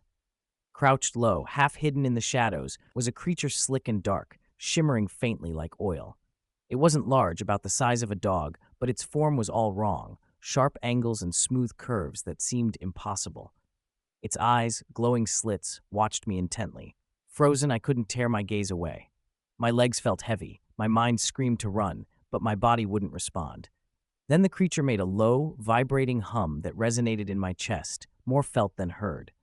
The lights flickered, intensifying the moment, as I stood there, caught in the standoff, waiting to see what would happen next. I don't know how I found the strength, but I managed to stand and slowly back away, keeping my flashlight trained on it. It didn't follow me, but just stayed there, watching. As I reached the intercom, I grabbed it and called out urgently for Anders to come back. Without arguing, he was there within a minute, his face turning pale at the sight of Davis and the creature. "What the hell is that?" he whispered. "I don't know," I replied, "but it's not from here." We had no time to think further. The hum intensified, and the plane started to shake. Alarms blared from the cockpit. Something was clearly tampering with the electronics. Andre dashed back to stabilize the aircraft, leaving me alone with the creature. It began to unfold itself slowly, as if it had been cramped for too long. Its body shifted and stretched, almost as if deciding on a shape to take. Yet, it didn't approach me. Instead, it turned its focus to one of the sealed containers, moving toward it cautiously. Its tendrils, or arms, reached out, gently brushing the container's surface. That's when it hit me. It wasn't just hiding in the cargo hold, it was searching for something, and whatever it was inside that container. Suddenly, the plane lurched violently, knocking me to the ground.